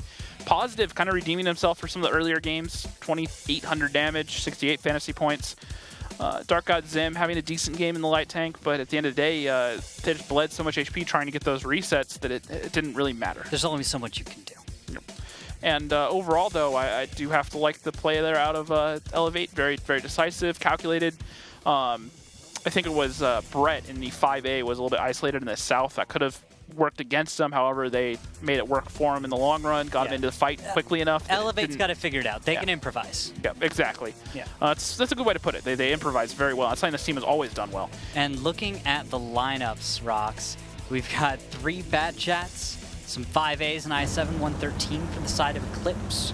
Side of Elevate, just a bunch of 5As, 140, and some Batchats. What do you think? I think if there was a way for Eclipse to tie this up, this would be the way on a map that no one really has a lot of experience on. Noble did used to play this a lot back in the day during the first season of Tier 10. However, that was with Germ calling. So, you know, look at it here. Roles are kind of flipped. He's on the other team. We'll have to see what they can do, and this is going to be Elevate running the same strat they ran the other day. 4 or 5As pushing right up the middle, and this time, though, Eclipse are in position to punish. They get one shot into Dodoma. A couple other shots come off, no connection, though. Nicely done. That's what you want to get with the early crossfire, and then on the side of Elevate, that's how you need to drive nice formation, create some cover for each other, and this will be an engagement that we don't often get to see this season, actually. We probably won't get to see many in this position quite like this. It's very difficult to actually make a reasonable engagement if you're Elevate on the backside of the hill, unless you know where T1 and EXO are. Once they're spotted, that might be the cue for Elevate to push south and take out Germ and draw cap. Right. But and Positive, you don't have to look at Positive. He's down at G6. Looks like he's getting in behind it. He might find Vetro, which that'll be an interesting one-on-one to pay attention to, because Positive, great medium tank player, but Vetro, he's arguably on another level. Yeah, although he did seem to find him. So 140 spotted. Positive's going to back off, recognizing that there's some risk here. He's going to see a Batchat in that backfield. Do you see him? Over in the northwest? Who is that? That's Canadian Impact? Yeah, it's Canadian Impact that's backing away right now. He has support. He's going to probably come in with Vetro and they'll take out Positive. What do you think? So it looks like he's going to make the approach through the B line, a little bit of cover. That A7 position won't be able to spot him as he makes that approach in the low ground there. But what that signals to me, if he closes, which he's actually turning around and backing away. Safe approach. Take the safe way. Or no, you might just be checking the backfield. Okay. Oh, they're wondering where the Batchats, EXO, and T1 are. Yeah, making sure they hadn't gotten into the backfield. Yeah, because if you see Positive all the way in that south position in the middle of the map, what you might suspect is, oh, well, I haven't seen the other Batchats yet. What if the 2 Batchats are over on the west side? What if they're trying to sneak into the backfield? Because if that happens and you're Elevate, well, that fight will not go your way if you don't find those Batchats soon enough and deal with them. Because where Eclipse is right now, all their heavy tanks, yeah, it would be tricky. Well, let's figure out if Wallhacks can figure out this tricky puzzle as they try to break this defense with 7 minutes left. We can't really move right now. I'll go back with Alex. Can't Vetro just at least poke your... I'm spotted here, Impact. There's something south. Something south. Yeah. They could have rotated all their bats. That's okay. I got probably from photo. That's photo. There he is. We kill Germ now? Watch out, I7's Yeah, kill Germ, kill Germ. Okay, I'm not watching the north anymore. I'm not watching the north. We're going for Germ. Do you win that Impact? Yep. Make sure Okay, good. The bats are coming. He's tracked. He's tracked. I7's peeking all the way over. Oh my god. I have to kill. I have a shot on the kill. I bounced low. Sorry. 2. I'll be able to kill. One. I'll be able to kill. They're all peeking. They're all peeking. All peeking. Kill Germ, please. I7. Got him. Kill 7x, 7. Bats are coming. We need to get away. One. He's tracked. Just back up. Just back up. I7. Fox. Bats are coming in. He might look Bats for are me. coming in. We should look for the bats. They have full clips. T1 if we can. He's gonna kill me. In the open. Exo in the open. 113 in the open. Okay. Guys, get out of that position. Photos on the top. We're in a good position right now. Photos tracked. Watch out for this bat. Vetro's farming. Yeah, I'm shooting. Yeah, for T1. I got him. We can aggro. Push over. We've got Oh, just go into the heavy. Exo is We win. Yeah, We win. It's over. We got it. Good job. Yeah, boy. Yeah. I tried to make sure Jeremy was perfect. So during that, listening right there with Elevate as they clean this up right now, I heard one phrase said a couple of times, and it's one that you're familiar with, Fox. Yeah, we were chatting about that once we heard it, because the only team that used to use that term was Nagatron's team way back when. I guess what do you want to what does everyone know them as? Like Fulcrum and Fnatic. Fulcrum, Fnatic. I mean, you've got a few names to go around, but if you know that team, well, you'll know that was their standard. If you had the kill shot, you yelled Fox, which I believe is a term that comes from the military. Well, specifically, actually, air combat does not. You call Fox for right. It's a weird translation. They just adapted the term to be used in tanks. Yep. And you have to remember, Dodo was on that old Fulcrum Fnatic team back in the day, so and I'm pretty sure that was the one we heard using it. It's so ingrained in him, he can't not yell it. Yeah, I know some people sometimes yell, I have kill. I'm trying to think there's a few other ones that I've heard used, but Fox is the one that I always remember from those stories back in the day. Calling an IS-7-7 or just yelling 7777 as loud as you can. Yeah, well, there's a little tanks player named Zevin, so for a second when he yelled Zevin, I was like, what? And then I was like, this is IS-7. There we go. I'm used to it being if there is only one of a tank, you can yell you can just start screaming the shorthand, and that just means focus on it. Yep. So we got a little bit sidetracked because that was a 5-2 victory for Elevate, as they are going to make it their 5th win in a row, and it's going to extend about another month before these teams play again, before Eclipse get another chance. But it's going to be a full year now since Elevate have lost to Eclipse. So good stuff there. They started off a little bit slow. They had me a little bit worried there early on. A couple of great games on Proc by Eclipse. However, once it got to Mines, completely different story. Yeah, and then on top of that, I just want to bring in offline. We had 07 versus Top Tier. I'm told the score is now 0-2 favor Top Tier. That is a little bit interesting. 07 looked pretty strong versus Dare. Mm-hmm. Provided they did lose, but they had a few games where they looked extremely solid. Top Tier definitely struggling. A few of their players still facing disciplinary action at the moment, so they're not available to play. So you have players that have never really played in that starting lineup for Top Tier, especially Sublime Banana and Jojo Jackie. And then Nits has been brought in as a roster change for Top Tier. So definitely something to keep an eye on going forward. Excuse me, I misspoke. That was Teal Team 6. I should have been saying Top Tier for the Dare match. Okay, there we go. Me. Sorry, that was 07 Teal Team 6. And it does look like it's a 1-1 though, with Top Tier and Dare Rising on Cliff's first map though. So that is correct. There we go. Okay. So we're just bringing you those little updates as we can. But back to Eclipse versus Elevate. That was your scoreline. I think you got it right. Eclipse doesn't seem to be quite as ready. I like a lot of what I saw out of Eclipse, a lot of their setups, but I mentioned that it looked like Positive was on the struggle bus. And he is a fantastic player. He's played for Ding. He had some great games against both Eclipse and Apex at the New York Rumble last November. So he undoubtedly has the player skill, but I think part of it is trying to gel with the new system. You have Germ in the team doing the main calling, and how he works with Dark God Zim, so it's a brand new dynamic that I think he's not used to, and arguably the meta in North America can be a little bit different from the European region as well, so maybe just struggling to adapt a little bit. Well, maybe so. But Elevate, if I'm correct, they actually practice with a bunch of the EU and RU teams. Yeah, well, very, very true. Elevate, they scrim regularly with those teams, especially Cosmic Crew, I know, has been one of their big scrim partners. So definitely another thing to keep an eye on. And this last battle, EXO on the losing team doing the top damage, 3,100 damage, 70 fantasy points. Canadian Impact, Vetro, and Ox all having really solid games. Ox, a fantastic heavy tank player, a map that doesn't normally feature too many heavy tanks, but he made it work. That was a heavy brawl. Yeah, right? true, very true. That's what's going to happen. That's just what you're going to get. Yep, and the post-match stats, fantasy points-wise, Vetro 431 on the fantasy points, but Canadian Impact actually besting them, picking up 480. Ox, another solid 392. My fantasy picks coming through strong. Photo Finish, 300. Wallhack's actually having a very, very strong night. And on the back page here, players struggling a little bit. Drock, we started off very strong. Eclipse, arguably because the rest of the team wasn't playing, wasn't really in the match. You know, he wasn't really able to keep up that performance. Then, you know, down positive. German EXO all struggling to get in there. Yeah, that was just unfortunate for EXO and Germ there. But let's go ahead and actually get Comps back on to tell us a little bit about that match. Comps, welcome back to the broadcast, sir, and congratulations on your victory. First things first, those 2 losses at the beginning. What was that? What was going on? Where was the team? Well, I mean, Proc was their map. They picked that. The first match, I mean, it was a mistake on our end. You know, it wasn't properly judged. And then the second match, it came down to RNG. I mean, that one was really close, and we had 2 guys that were Emiract. You know, that could have gone either way. So, but you know, congrats to them for beating us on that map. Indeed. Okay. And then after that, you guys turned it around on Mines. Like, once Mines happened, it looked like you guys really clicked into position and had everything in order. Was there any what's responsible for that shift? Are you guys just that good at Mines? Well, that was our first pick, so you know, we were ready for that map. We knew what we wanted to do, and we just executed like properly. So you know, I believe that was a clean sweep on both sides for that. So yeah.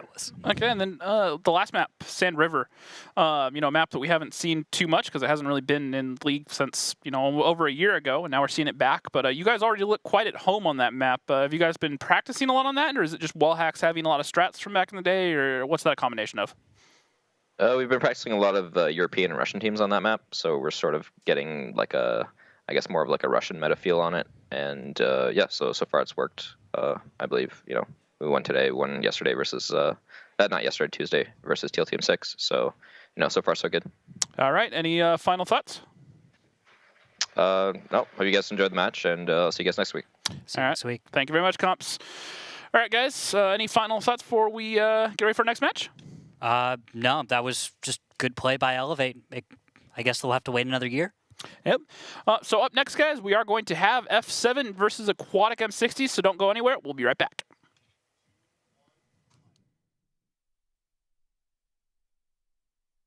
Let's go.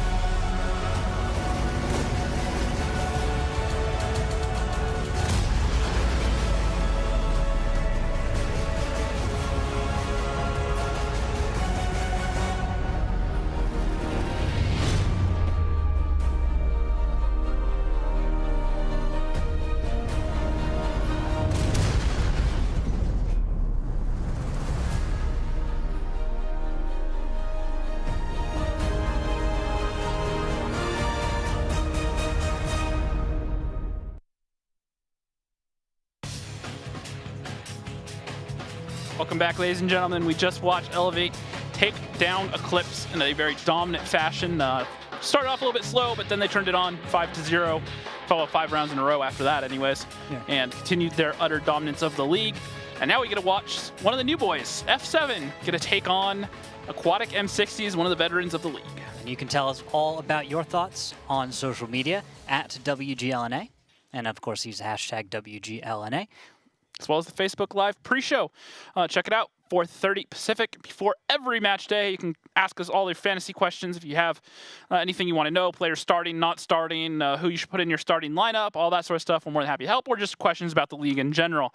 And then also check out the Fantasy League at fantasytanks.com. Type 59 up for grabs every single match day.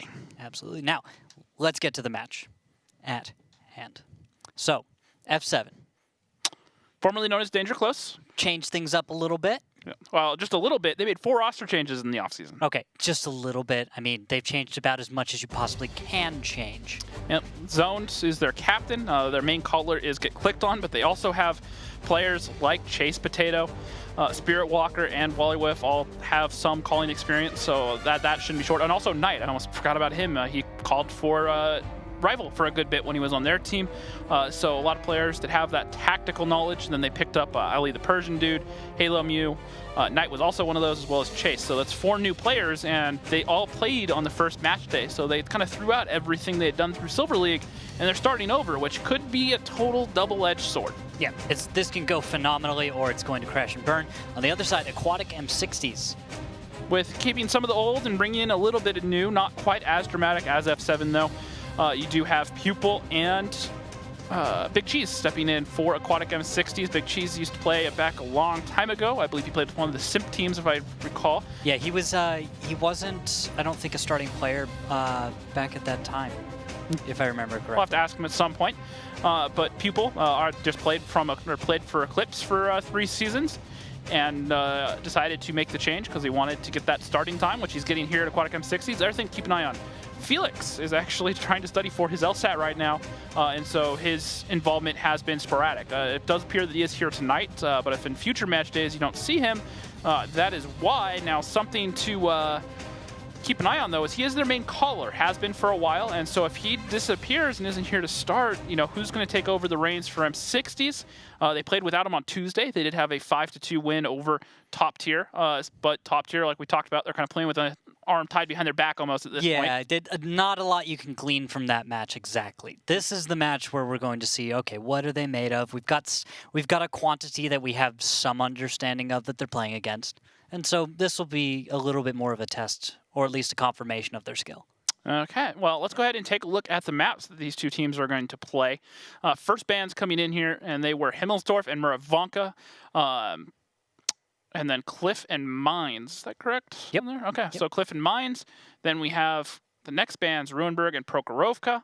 Okay. And then final picks, Ghost Town and Sand River. So Sand River once again coming through, and then Prokhorovka will be the tiebreaker. So instead of doing what Elevate did and having the same map be the tiebreaker, they will not have played that map at all during this series. So a fresh map in the tiebreaker. I like that. I personally would like that. What do you think? A little bit more than just repeating a map? Yeah, because if you repeat a map, you kind of have that mind game element to where you've already seen what they're going to do on each side once if you've gotten to the tiebreaker.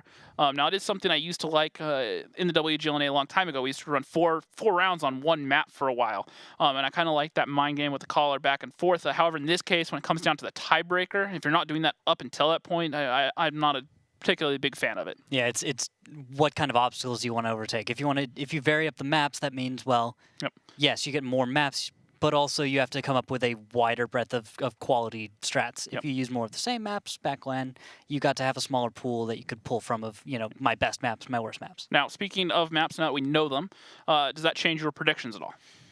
F7 versus AM60s? I have to remember 2-5. What did I put in for F7 versus AM60s? I'm forgetting now. You said 2-5. Was I 2-5? Yeah, logos are incorrect, but the scores are correct. You predicting overtime for that match. I'm assuming that's in favor of M60s because I also picked M60s 5-3. I think it'll be a closer match, but I think M60s experience is going to come out to shine right now. Yeah, you might be right. Might. But the thing is, F7, they could be amazing. It might not go so well, though. Yep. Well, let's see if the captains agree with us. They're going to join us right now on our face-off. Welcome, gentlemen, to the face-off. We have Zoned and Mr. Man. Gentlemen, welcome back. Welcome. How's it going? All right, Mr. Man, how are you doing today? Good to have you back on here for the first time this season. You guys feel ready for the season? Yeah, we're excited. There's just a couple shaky things in the off season. Obviously, we lost some players, but we're feeling good. We've been practicing, so we're ready. All right, and then Zoned, first time here in the Gold League. You guys have had one match so far, didn't go your way. Why don't you guys go ahead and break down your offseason a little bit, the roster changes you made, what you expect out of them, and then your first match day, if you would. We made a pretty significant change in the offseason. We added 4 players you saw. We added a lot of people that have previous Gold League experience. I think that will help us going into our games. Obviously, the last game Eclipse didn't go as well as we wanted to. Got 5-1, but a lot of the rounds are really close. Made a lot of small mistakes that I think we'll have fixed by tonight, and hopefully, we'll get a better scoreline than that tonight. All right, fair enough. Now, Mr. Man, you talked about some roster changes, losing players. You lost Bales, who's been one of your superstar players for a little while, and then you've brought in Pupil and Big Cheese. How are they fitting into your new lineup? Are they picking up the slack that they have to from Bales? Yeah, they're fitting in pretty well. Master Pupil, initially we weren't too sure of, but he ended up working out really great. And same with Big Cheese. Big Cheese, he's an awesome heavy tank player, and he has a lot of experience in the game. So. Okay, and then roster changes. I glossed over it. Zon, you kind of mentioned it. You're making 4 roster changes from last season. These are all brand new players, and they're all in your starting lineup. Why do you guys make such a dramatic change from what you ran last season to what you're running right now? I think we really wanted to pick up Gold League experience. People who had experience playing under pressure and experience playing against other really good teams. Seeing we've been in the past Silver League for 2 seasons, we wanted players that had a lot of Gold League experience. We have people like Chase, Ali, Knight, people who have played in Gold League before, and so I think pick up that experience. People with a lot of calling experience is going to help us a lot. All right, Zone, any final thoughts for Aquatic M60s or any of your fans out there? Nothing really. Good luck, have fun, guys. All right, Mr. Man, any final words? Same thing. Good luck. Have fun. All right, you too. We'll see you on the battlefield. Good luck. Have fun. Peace out, guys. All right. About what I expected out of both of them. Zon seems rather cool and calm considering he's new here, and this is arguably maybe out of his depth. We'll have to see how they adjust. And then Mr. Man, cool as a cucumber as always. He's not one to get rattled. And he always puts up pretty solid points. Yeah. So what do you think about Bales leaving? Because that one kind of sets some alarm bells off my head. Meh. Meh? Meh. If he's gone, he's gone.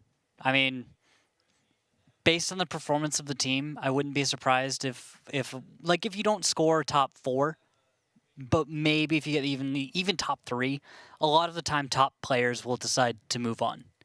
Because the guys who tend to perform a little bit higher than everyone else, sometimes they start to notice that there's a trend, and then they decide, maybe I want to go somewhere else or take a break because, well, this was a rough season, or I didn't like the feeling of being the best player. Yeah, no, Bale's story in this case is he's actually studying abroad in Australia. Ah, so he's just out of here. So he's out of North America, and he's actually joined Team Efficiency over there while he's studying abroad. Oh, he'll be fine. He'll be fine over in that scene. Yeah, so if you guys watch the APAC region on the weekends, you can see him play over there. However, we are about 60 seconds away from this match starting. Now that we've talked to the captains, your predictions still hold about where you think they were? I don't know, man. I'm throwing it out the window. Throwing it out the window? Yeah, if I were making a prediction... Don't feel confident about it? I'd be lying if I told you I believed in my prediction anymore. You were just so far off on the first one? Yeah, pretty much. Okay, fair enough. I could have been worse. I could have been worse. You picked the right winner. Yeah, I picked the right winner, just decided it was going to be closer than it was. Yep, and our first map is going to be Cliff. I can tell you guys there's not no surprises here. It looks like 5A, 5 bad chats, and an STRV coming out 4F7. Meanwhile, Aquatic M60s, 3 5As, Big Cheese and Pupil both playing those, and then 4 bat chats, so nothing too surprising. Now, the STRV, it is F7 on defense. Do you think one line, or do you think maybe the F5 boost, or A5 boost, excuse me? No, why one line? There is a climb that we saw this morning on the APAC region B1. You can kind of shut down that donut from relative safety. It is a decent spot that could be used from. I feel like, I don't know. No, I just don't like it. I saw it too. It doesn't feel safe. Yeah. It feels like you're going to get left out of a fight when it happens somewhere else, inevitably. Yeah. You know, the only time I ever was okay with a tank going there was a scout, you know? Okay. Just a scout, say hi and leave abruptly, please. Because it's just a good spot to die in. Okay, and Chase Potato is actually going to be used as a scout in a 5A B2, just sitting there in the bush where he can spot the one line. The rest of the tank's going to the high ground. Now, one thing I do remember, I watched a good bit of the Silver League matches last season in Danger Close, even in the playoffs. They really favored the backside of the hill, sticking towards the 7-8 line, especially up in the backfield, and not so much towards the 1-2-3 line. We only see the one bad chat in the 5A over there. So it looks like some of their tendencies have remained. Ah, and look at this. There's a little counterfire. You see in the southwest of the map? You see those 5As all stacked up? They are hoping that someone makes that mistake and hits that goat ramp at E6. Yep, just cycling around, trying to see what they can find. But I don't think, I think they're going to give up. They give up. Yep, they've decided nothing will be going to the hill. Won't be able to get that advantage this time. And this little strategy comes around every once in a while where you take a few tanks and you snipe counter a position as an early run. We'll have to see where the 5As decide to go. And it's up into the donut. There we go.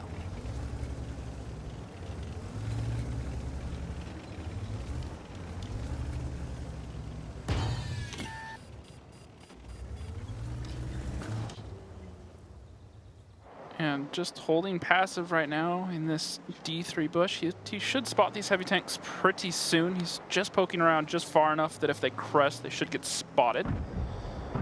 And they have an idea that there, because blind fire went out right towards Clicked, and the Sturv is actually going to get a shot in there. Nice shot from Spirit Walker. On to Marsh 166. A little more blind fire coming out again. Seeing if we can get any connections, but not quite. Not quite. If you want the Hail Mary fantasy picks, Spirit Walker has seemed very consistent, top performer, very smart tactically. And then Ali the Persian Dude is already a fan favorite amongst many, so definitely someone to keep an eye on.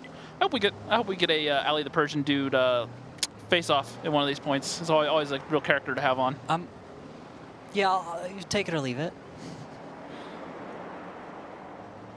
And they're spotting top of the hill right now, just kind of playing chicken with each other. Zone poking up, Felix poking up on the other side. And it looks like they're just getting ready to move over right now. And you know what, Brox, because of that, let's go ahead and take a little listen in with the aquatic M60s and see what they're up to. I'm here, Dundee. I am.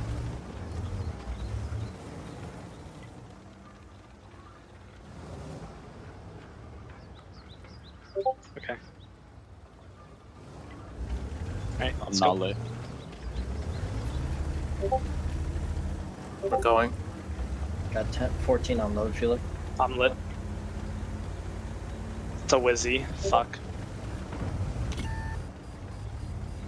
You want me committing a round like under here, like really quick, or no?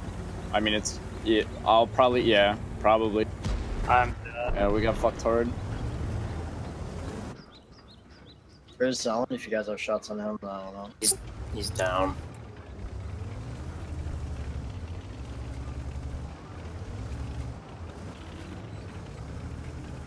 Lights up. No, we don't have shots on anything.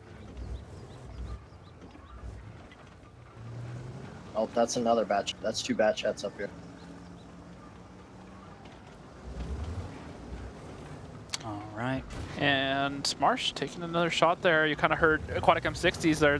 They're trying to figure out, which piece of the puzzle to take away to make the rest of this fall down. And so far, they haven't found the answer. As Spirit Walker does get lit up and takes a lot of damage. Yes, but I think the biggest thing to note out of that was the confidence from Aquatic M60s of their fate in this battle.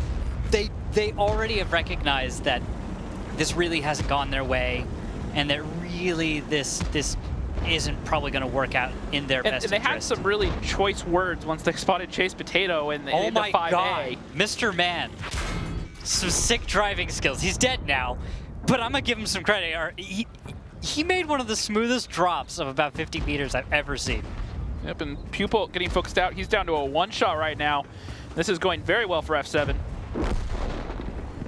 Aquatic M60s falling apart. They clearly, you know, weren't ready for that 5A there. They weren't really sure what they should do, and overall, this is going very well for the new boys.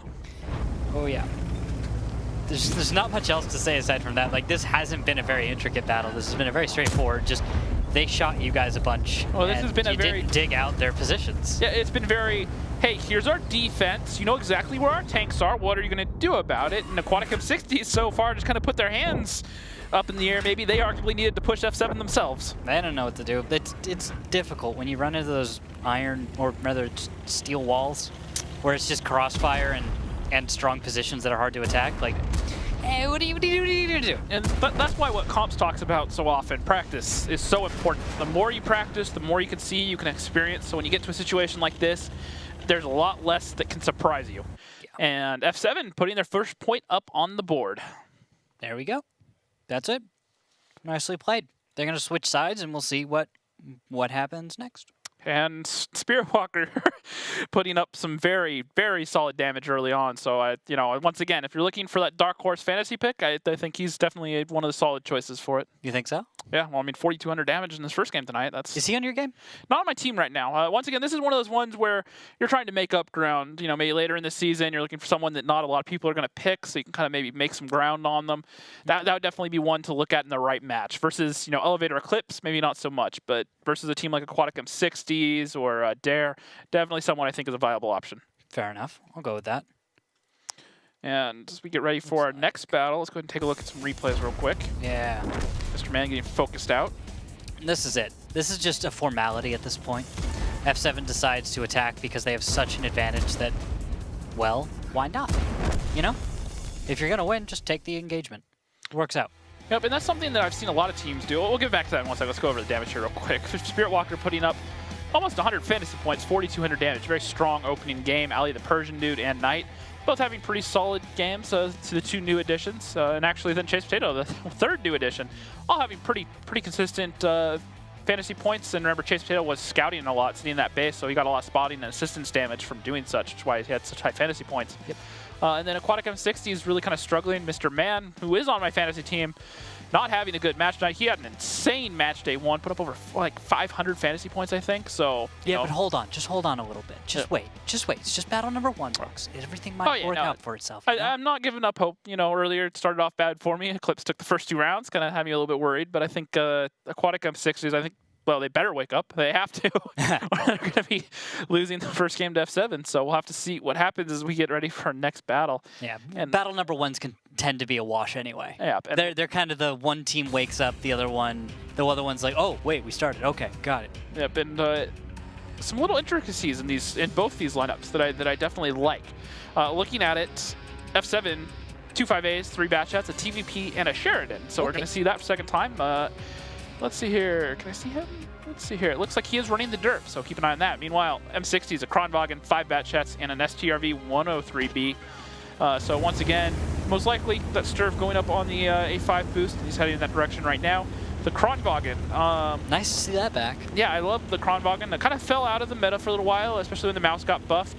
It only has 300 pen on the heat shells, so it can't struggle with some very thickly armored tanks. However, on a map like this, with a lot of bad chats and other stuff around, it'll do just fine. Yeah, it's going to perform fairly well. In fact, it could do a phenomenal job if Big Cheese makes it up his little climb effectively. Yeah. This is something I see heavy tanks mix up sometimes. It used to be a lot harder than it is now. Now with the new physics and the way it's changed around a little bit, you can do it a lot more consistently. And just sitting there in that spot where you can play hold down, it can be a really lethal tank. Just look at this. Just look at his view real quick. So remember, the Kronwagen turret armor, basically impenetrable. I mean, most of the time you see people just give up shooting at it, or they load HE and they try to lob some HE shells at it, hope to get some damage. But when it's in a good hold down spot, you're not going to do a whole lot about it. And he's really going to lock down that middle lane. You see a lot of teams try to push around that 5 line for the offense, trying to open up an angle, and he'll just be there ready to punish it as the HE shell for 500 from Spirit Walker, making that Sheridan work. And I was just talking about HE being a good tool against it. That right there is why. HE always deals damage. That's pretty much its tagline. There you go. And also, it's the perfect counter. It turns out that it's perfect for countering out Kronwagens. Yeah. Well, in the Sheridan, we saw T-49s become meta back in the the 754. Yeah, but days that was for the WoW. different. That was different. I think it's very similar. I think it's No, the Sheridan's better, Rox. It's just better. It's just better. It's just a better version of everything. At the end of the day, you know, tier for tier, you have a bunch of light tanks playing the hill, and you have a gun that does a lot of damage at point blank. So, you know, I you know, like I said there, Matchday. The more it's just all you gotta know. The more everything changes, the more it stays the same. Yep. Yeah, we just find ways of doing that. Derp's gonna derp, and we'll have to see if he can make it work. He fires off another shot. Doesn't get a connection this time, though. It was in the same county, though. Yeah, I think he was aiming at the bush. Even if Big Cheese had gone into that bush, maybe passive, trying to spot.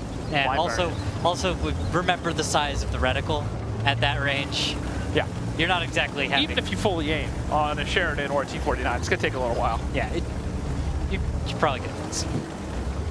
Yeah, but that's what I said. You know, over the middle, working the depressions. The Sheridan has good gun depression, so it can kind of work those ridges and, you know, find those sneaky shots onto the sides or the back of bat chats, which are really soft. And those HE shells, even though they don't have a lot of pen, it should be enough to penetrate a bat chat. Yeah. And I say should penetrate a bat chat, but we see a lot of things not penetrate a bat chat. Well, but you think they would. Well, that's why you put like slopey armor on it. Yeah. Yep. That's the whole point. Gotta balance the weight versus the actual armor. Yeah, obviously a bat chat needs to be able to move quickly, and it is still 25 tons. That's why it's 25T. So definitely something to keep an eye on. No way. You know. Knowledge. But that's relatively light for a tank, you know, especially when you have tanks like the E100 or the Mouse that weigh, you know, hundreds of tons. Yeah. So, you know, angling the armor definitely makes it a little bit more effective, and you get those ridiculous RNG balances that really shouldn't happen. No, they should. I love the bat chat. It's fair and balanced. You also love your scout tanks. Yeah. Mediums are just heavy scouts. Well, I mean, Chiz Potato showed us that heavies can be scouts in the right roles, too. Gosh darn right. And another shot from Spirit Walker. He's just rifling off shots. I don't even know that what he's shooting at is spotted right now. I think he's just firing off blind shots, trying to get some lucky connections. Yeah, they recognized that shells were coming from Mr. Man's position because they were starting to hit in the vicinity over there in Echo 3, Foxtrot 3. That, when you notice where the shells are coming from, you say, oh, there's a tank there. Hey, guys, could you blind fire this and this ridge? And you got it. You know? It works out. But at what cost of time? Because we've wasted 5 minutes. For not a lot of gains right now. F7 needs to get stuff done. Yeah, both teams, you know, struggling to identify what the other team's doing defensively and come up with a way to break it. Often it's like playing Jenga. It's just moving the right piece to get the rest to fall over. Well, Jenga is the opposite of that. You know, that's kind of what you have to do. You want to find the piece that's going to make the rest fall over. And so far, neither team has been able to do it. Inverse Jenga. Yeah.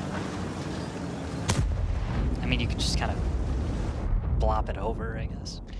Yeah, well, you could argue that that's, you know, like some sort of YOLO all-in strat where you just throw everything at a wall and hope you kill something. But It can happen. Jenga doesn't shoot back. Very true. Very true. Weird game of Jenga you're playing over there. I'm just playing with the ideas, you know, fleshing them out, seeing where we go. Well, if you get the giant set of Jenga, the 8-foot tall one, you know, you knock that over and you don't back up quickly enough, that'll spit back. Realize, James Rockstar Grieve, you wanted to play giant Jenga. Looks so cool. Anyways, push coming out here. Halo pushing down the one line. 5A closing right behind them. Get clicked. Clicks on Pupil. Pupil playing a bat chat. That's something new. Generally a heavy tank player. You don't see him in bat chats a whole lot. Yeah, you're right. A little bit more often there. But in Aquatic, he might just be a bat player. Of course, almost everyone on Aquatic M60s is by default a bat chat player. You kind of have to argue that everyone in the league is a bat chat player at most points. Because it's the best tank ever. It's a tool that you really want to have in your shed, as you will. You know, it's something that you want to be able to play when you need it. Because sometimes 7 bat chats is a thing. We've seen it before. We're very close to it. You know, 5 bat chats and 2 tier 9 bat chats. You know, it is a thing that teams will do. So it's, you know, something that everyone at the end of the day should have. What is Ollie doing? He's just covering the rest of his team in the backfield in case M60s try to change things up. Remember yesterday, we saw the dare match where they were fighting over the top of the hill. Yeah. And 07 gave them the overmatch once they got spotted on the one line and they dumped over on the hill because they had the overmatch up there. They took the isolation.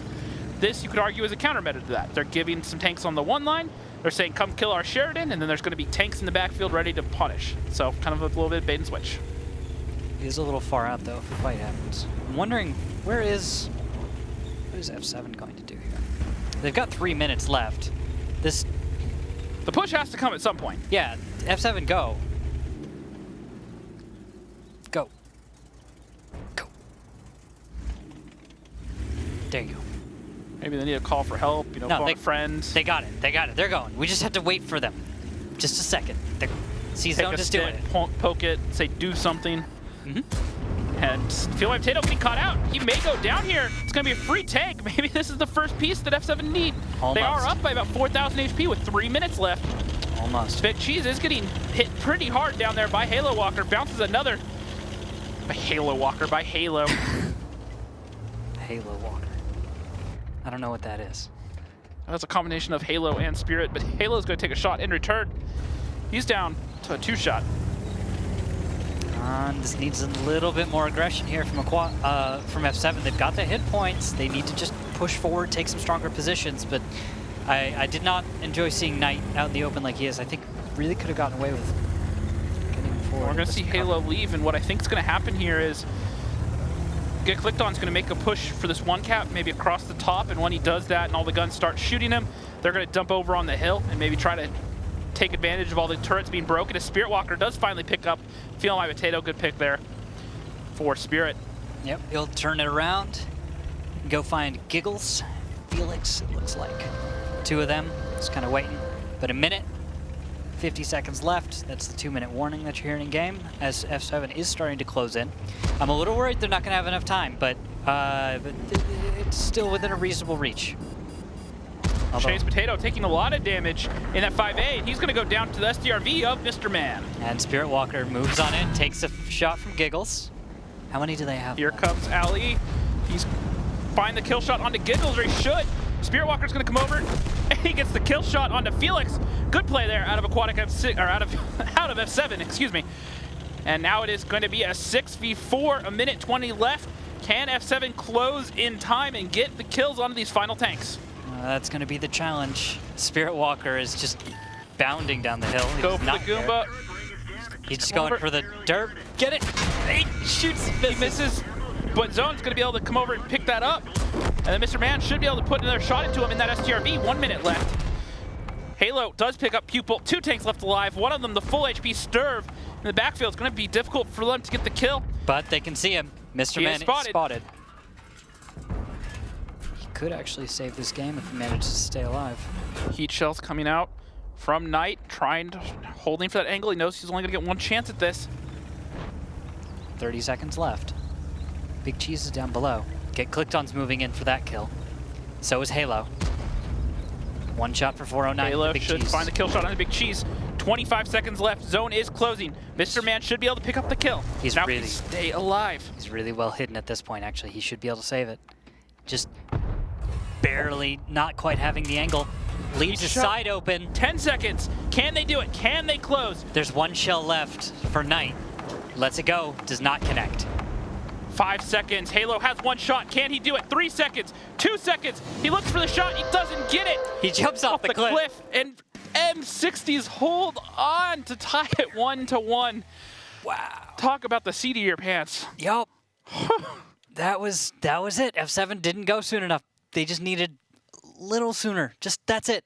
And my fantasy team loves Mr. Man right now. Everyone that was disappointed after that first game, you can relax. So pretty solid stuff there. We'll get to the damage in just a minute. F7 really should have won that, though. They did everything they needed to do, just 2 minutes too late. Yeah, I think is the best way to break that down. They made the decisive pushes. They started to find those pieces from that Jenga puzzle they needed to move. And at the end of the day, it was just a little bit too late, right? When the timer got down, another 10, 15 seconds, they might have been able to find the kill. But Mr. Man played it perfectly up there. Yeah, it's just frustrating because you're like, oh, okay, F7, you know how to bring it to aquatic M60s. Yeah, and the other thing was this point was and this Spirit. is Cliff. Yeah. This is a map that aquatic doesn't have that. Yeah, they should. They've always been kind of. I guess the best term is bipolar on the map. They've had some good games and they've had some bad games on it. You kind of never know what you're going to get out of them when they get to this map. Fair enough. Okay, they're very RNG. That's another way to put it. And the next map we're going to move on to is going to be Mines. So another map that M60s have been very good at in the past. And look at Mr. Man 3,800 damage, 4 kills, 102 fantasy points. Of course. Halo, Knight, Spirit get clicked on, all doing decent. Spirit Walker putting up another 75 fantasy points. Second page here, Pupil definitely struggling down there at the bottom. Persian dude also struggling that bat shot. He did get that vital kill up on the hill. And then Feel My Potato, down there got caught out, really able to do 1 point of damage. And now we're moving on to Mines. Yeah. Now, if you remember, 2 seasons ago, this was Aquatic M60's fortress. They had some absurd record, like 17-0 on it until one point, and then they lost like 1 game in the playoffs. Like, this is a map that they have proven that they understand very, very well. It happens. Yeah. And that's just the thing about Mines, though, is that the right defense can win fairly consistently. I think with the recent changes to the kind of Mines meta, some of the new strats, new plays. New tanks. But less dependent on new tanks, but more dependent on just the new strats, like the mouse across the open deal. You know what I'm talking about. Yeah, exactly. That changes the whole dynamic of the fortress strat for Mines defense. With that, now there is a strategy which it's bold, but it actually can manage to break the defense. It just is. We've seen a lot of ideas so far this season in our match day and a half on how to break that turtle, but I don't think we've seen anyone win on offense yet on Mines. I'm pretty sure the defensive teams have won pretty much every battle so far, at least on the broadcast matches. I don't know about the offline. Yeah, I'll have to check back. But Mines is pretty defensive-sided. Yeah, and especially with the new E4 meta, the high alpha tank destroyers, they can deal with the mice, because the mice kind of threw things off for a little while. But then they reduce hit points and a little bit of that DPM. The mouse a little bit. And as the lineups do come in here, we are still going to see a mouse out of F7, Rheinmetall Borsig, an E3, 3 Batchats, and a T57. Meanwhile, the defending team of Aquatic M60 is coming in here with an IS-4, a mouse, a 5A, 2 Batchats, and 2 E4s. So both teams favoring the American Tank Destroyers, E3 and some E4s.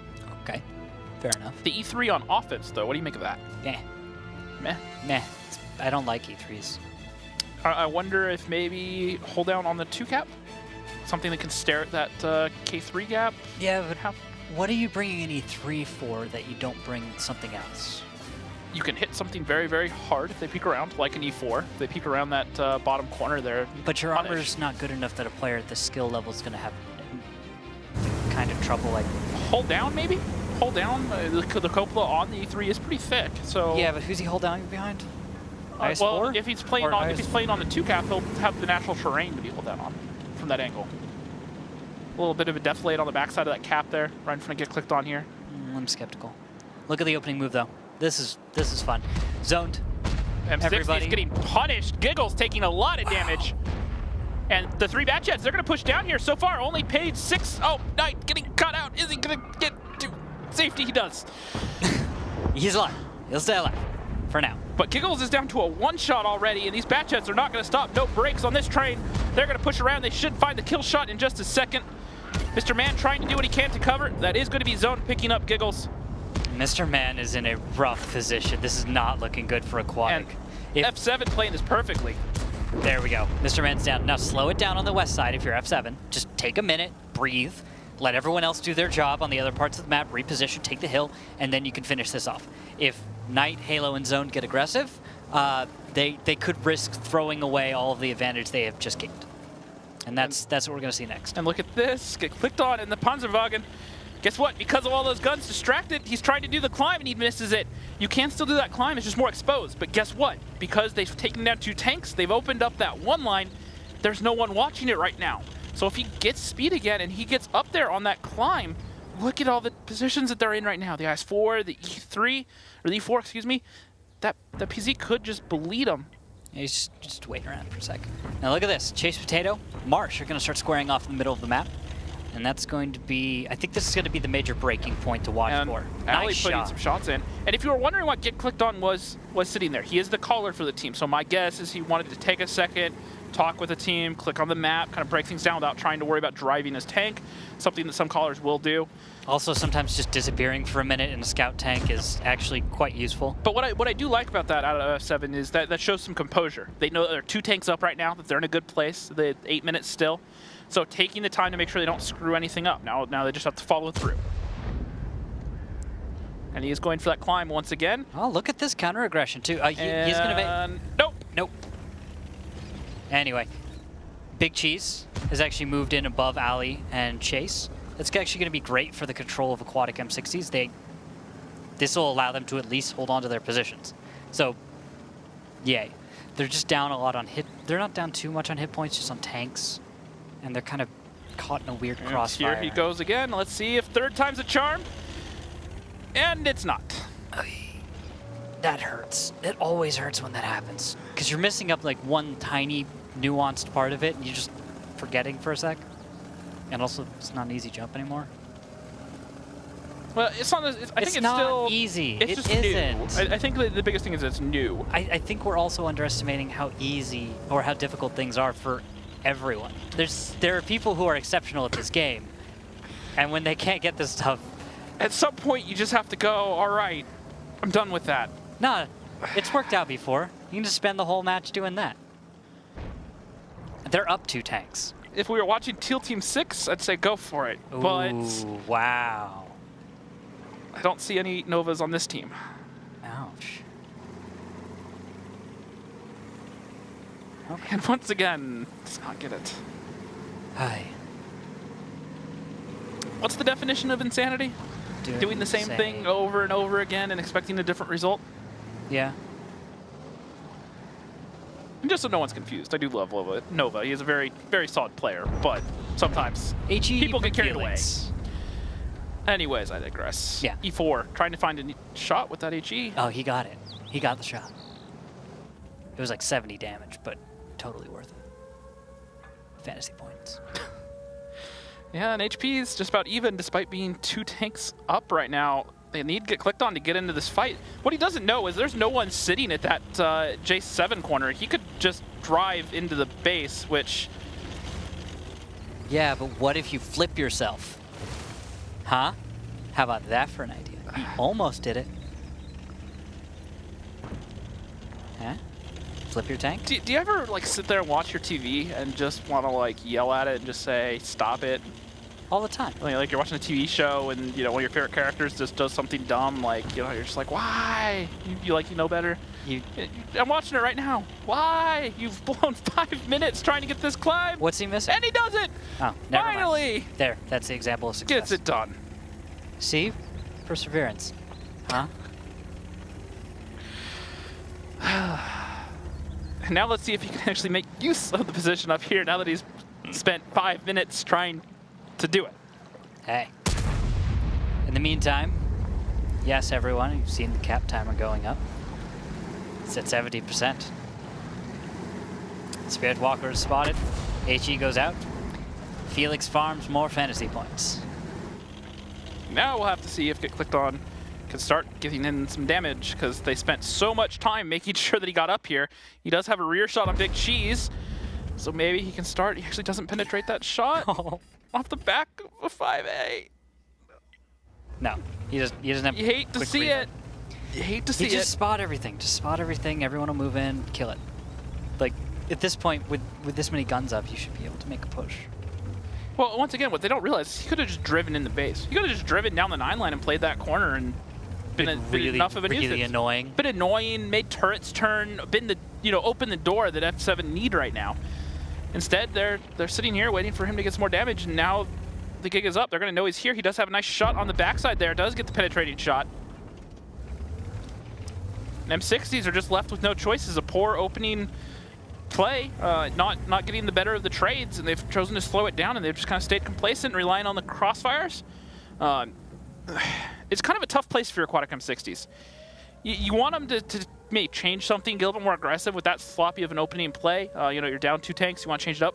But this lineup isn't flexible. They're kind of stuck where they are right now without many options, just kind of turning around and hoping that they can find the shots and the opponent plays into them, as the cap has gone to 70% for F7 right now.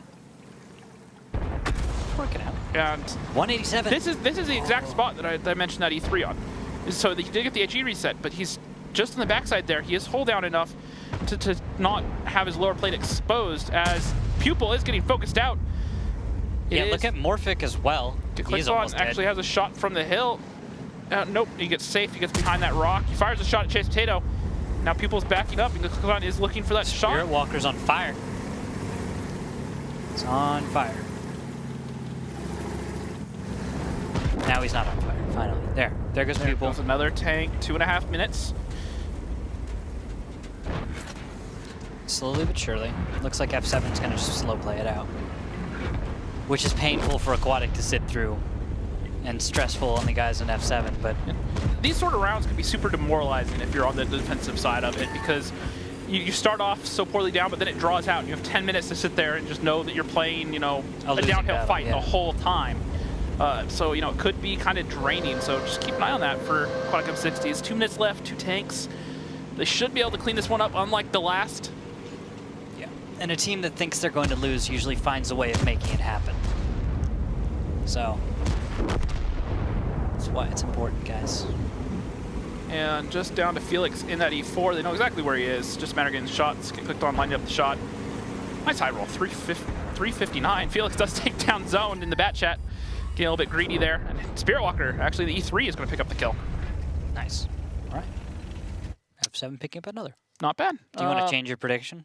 No, I maybe, but that's only because M60 is just, I haven't, you know, it took 2 games for Elevate to warm up earlier for them to say, look, we're here to play, slow start, bad map choice.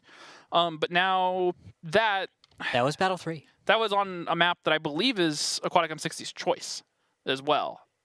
So on their map, battle number 3, you know, they need to wake up. You know, my scoreline's already, no, it still could be correct because that is 2-1, but not close yet. So I don't know, man. I Ali don't know. the Persian dude. Whew. That was a pretty convincing win.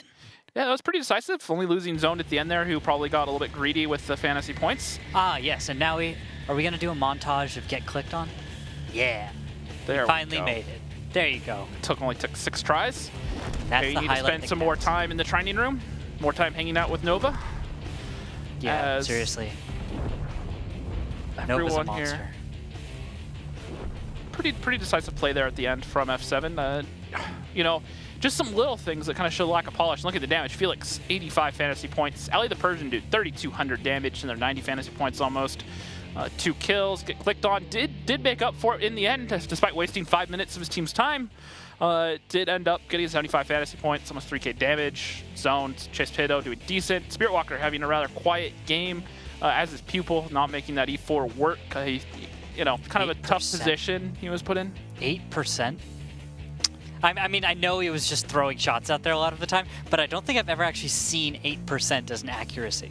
Well, you got to remember, he was kind of out of the fight. He was on that one line in the E3. It's just blind firing the bush over and over again. But yeah, no, that's that's weird. Yeah. Just managing to get 8%. You want to know who would be happy about that? Is GeForcer. I remember one first thing GeForcer said is, I pride myself on having one of the worst accuracies in the league, because that just means I'm blind firing the most. Actually, having played with GeForcer back in the day, blind fire used to be something we practiced quite a bit. You had to. Teams have different types of systems to deal with it, and lineups come in to battle number 4. Seeing that PZ7 coming out for F7, a lot of teams liking that. The Type 5, Bat Chat, the 2E4s, and Chase Potato in the T100. Meanwhile, M60's coming in here with a Mouse, a 5A, 3 Bat Chats, a TVP, and the RHM Borsig of their own.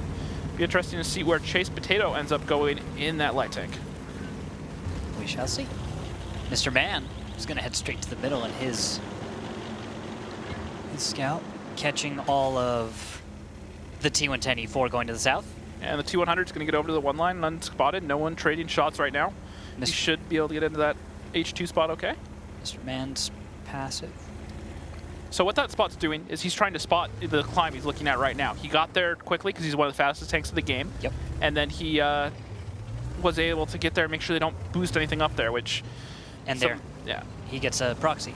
Yep, and he also proxies tanks below. So good opening play from M60s, you know, understanding what their strong and weak points are on the map and trying to counter it out. So yeah, as they've established they couldn't see a tank spotted up there. That doesn't mean that didn't happen. Just highly unlikely. Yeah, exactly. They can almost eliminate that as a possibility. They've seen now a Mouse and who was that? Was that the 5A?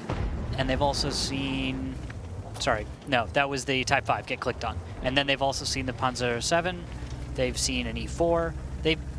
Aquatic has spotted most of the positions. So speaking of spotting, this is a little bit cheeky here out of Chase Potato, just trying to put his take up as high as he can. Yeah, because a little bit peeking over. Because because technically you actually spot from that track point, I believe. But you also get spotted from that track point. Yeah, but it's relatively low exposure point, and no one's going to blind fire this position unless you're spotted, which isn't blind fire at that point. Yeah. Also direct fire. Yeah. Artillery could deal with this pretty well. Artillery, yeah, definitely. Artillery would love this. We haven't actually seen too much, well, any artillery on NA. We've seen it on both EU and APAC. We've seen some artillery come out so far, and even the RU region, but so far not. Now let's find out if Mr. Man can do the climb first try. Felix in position. Si se puede. And no. Rip. Well, are we going to start keeping a jump counter? Might have to be a thing. Okay. We'll start. 1. It's kind of disappointing out of both teams, to be honest. You know, you think this is something they would have put enough time in. Yeah, but practice, practice, practice, practice. And it's not just you know, either of these two teams, but anyone that's like struggling with this. If you're going to use it, you're going to rely on it. You need to have it. So There we go. how about a second time jump? Oh! Ouch! Ow! What? Rip by fantasy points. Let's get some F's going in chat. Yep. Pay your respects. All right, guys, we're done here. This is it. Just pack it up. We're good. Okay. Remember how I said they changed the boost so it could be a little easier? It's still there, but it could be countered easily. Yeah. That is exactly why you don't do it. Ow. The difference between F7 and M60s was F7 killed 2 tanks on the one line and made tanks turn around, and so they knew they could do this safely. M60s tried to go for it blind, while their team has a Type 4, which just showed us why they brought, or Type 5, which just showed us exactly why they brought it. Yeah, just don't catch the egg, man. How? That still hurts. I feel bad for Mr. Man. Oy. I don't want to hear the comms. Like I would ask to listen to the comms of Aquatic right now, but I don't want to hear it. Like, you know? We can all assume what that sounds like right now. Oh goodness. Okay. Well, as Aquatic recovers from that, they're gonna decide, let's just go to the other side of the map. I guess you could say they jumped on the nope that train to nope that ville and are just driving to the other side of the map. Yes. Yes. I just don't even know what to say right now.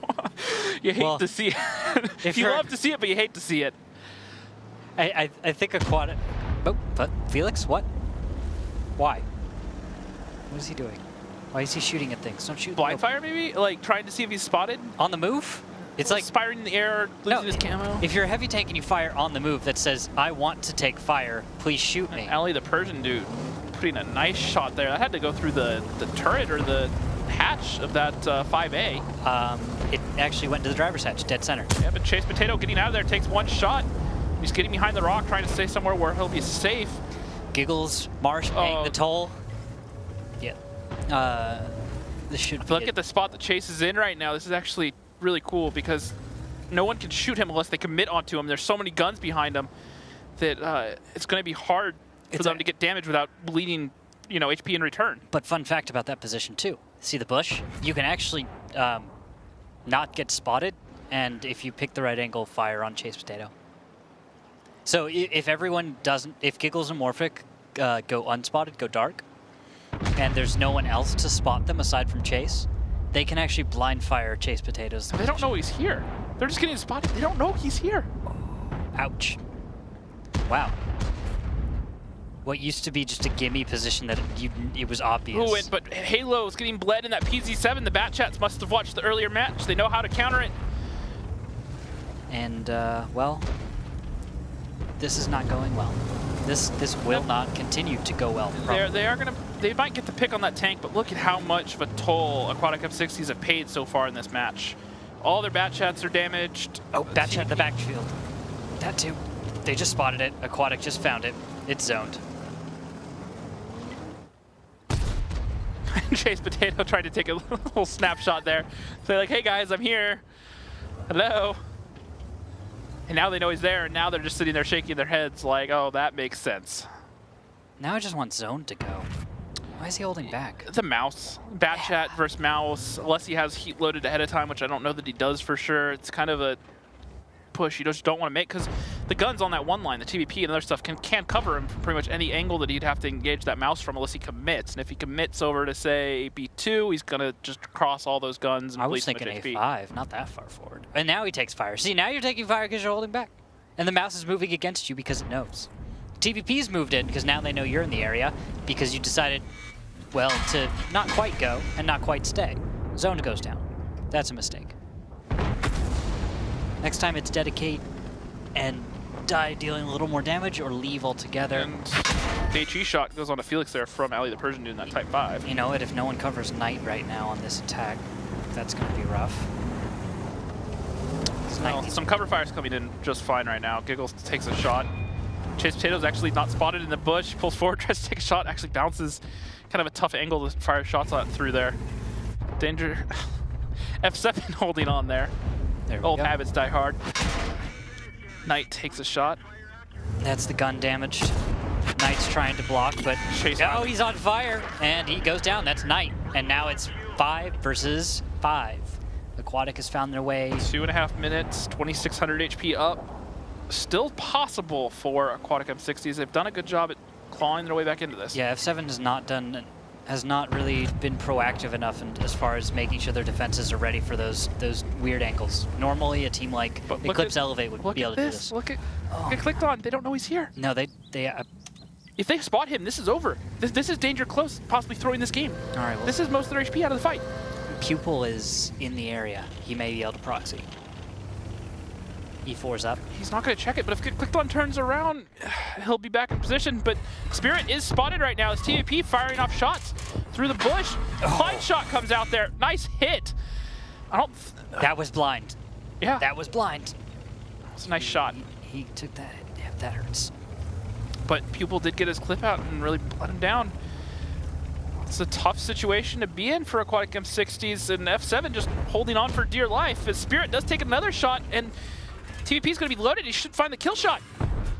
There it goes. Pupil getting the kill. T100 spotted. PC7 spotted. Type 5 finally Mouse spotted. pushing right up the middle. Get clicked on. Snaps the shot off. Almost 500 on the side. And all these tanks for F7 just cowering back in the corners, trying not to be the easy isolations. Pupil just lets the rest of his shells go. Time's short. Don't have a lot of time to do this. There's not a lot of time left to win this. Chase Potato going down to 123.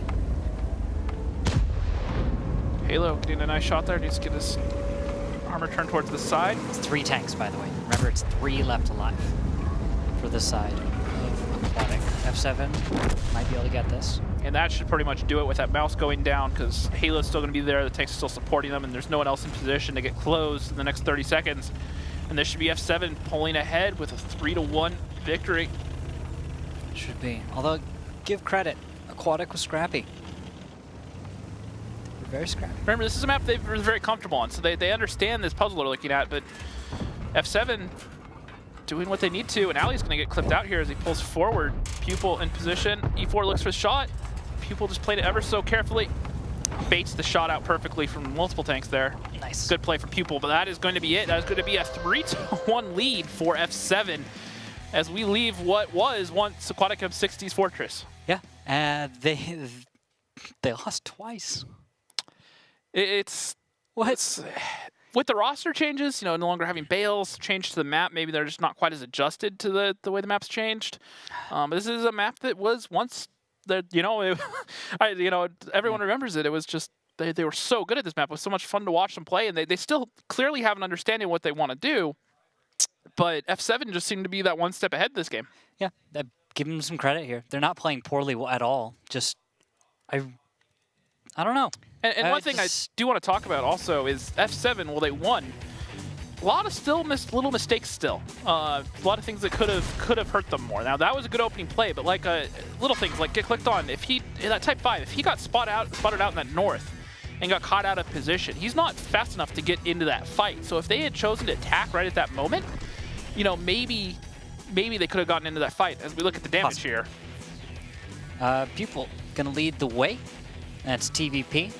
He was probably our superstar right there from Aquatic the entire battle. He got in the high ground, was just placing shots where they needed to be. And then Big Cheese in the mouse as well.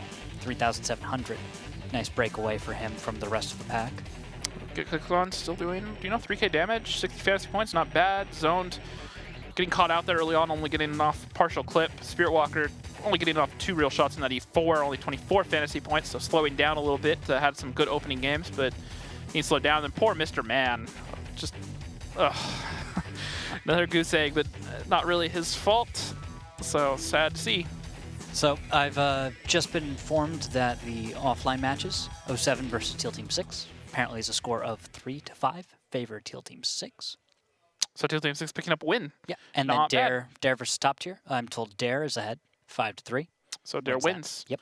So pretty much status quo. Top tier still struggling with their current roster, so waiting for the suspensions to end before they get back to full strength, arguably. Teal Team 6, first win in the Gold League. Congratulations to them. I said when they played Elevate, they did a lot of things right, but Elevate just showing why they're Elevate, why they're the apex of the league, as you were. And, Teal Team 6, though, versus another opponent that's, arguably a little bit more at their level, they put up a good result. I'll have to go back and watch the replays of that. Yeah, that'll be interesting to watch. All right, so we are now going to Ghost Town. 2 wins here by F7 takes it away. That finishes us off, and that's a 5-1. Aquatic does not want to start the season like that. Yep. If they want to come back, they have to now win pretty much the next 4 in a row, or else they're risking going to that tiebreaker, and that's less points, and yada, yada, yada. It's not as good. Yep, lineups coming in. 2 mice, 2 5As, 2 bat chats, and an STRV for the defense of F7. Meanwhile, Aquatic M60s, 2 50Bs, 2 mice, T57, a 5A, and a bat chat. Now, Aquatic M60s have struggled a little bit on Ghost Town in the past, so we'll have to see what they've done in their offseason. Maybe change things around, new players, maybe they have a stronger lineup. And then, not too familiar with F7 on Ghost Town. I know down in the Silver League they played it off and on, but I don't think it was one of the maps they were particularly comfortable on. We shall see. So, what do you make of this lineup from Aquatic M60s? 2 50Bs. 50Bs kind of fell out of meta. And the 57? And the 57. And 57 I can be okay with because it fires the heat shells, dealing with the mice. It's not even that for me. It's that with the 250. And the bat chat having the 4 autoloaders. Precisely. Yeah. A lot of burst and a lot of risk. Yeah. So it Which can work. On the offense, having a lot of burst can be useful if you can leverage it right, because if you make that push, you can focus out the first few tanks when you push in, because you're going to pay a toll when you push into some sort of defense, a crossfire. Having that burst to kind of balance it out and get those shots off once you've paid that toll quickly can work in your favor.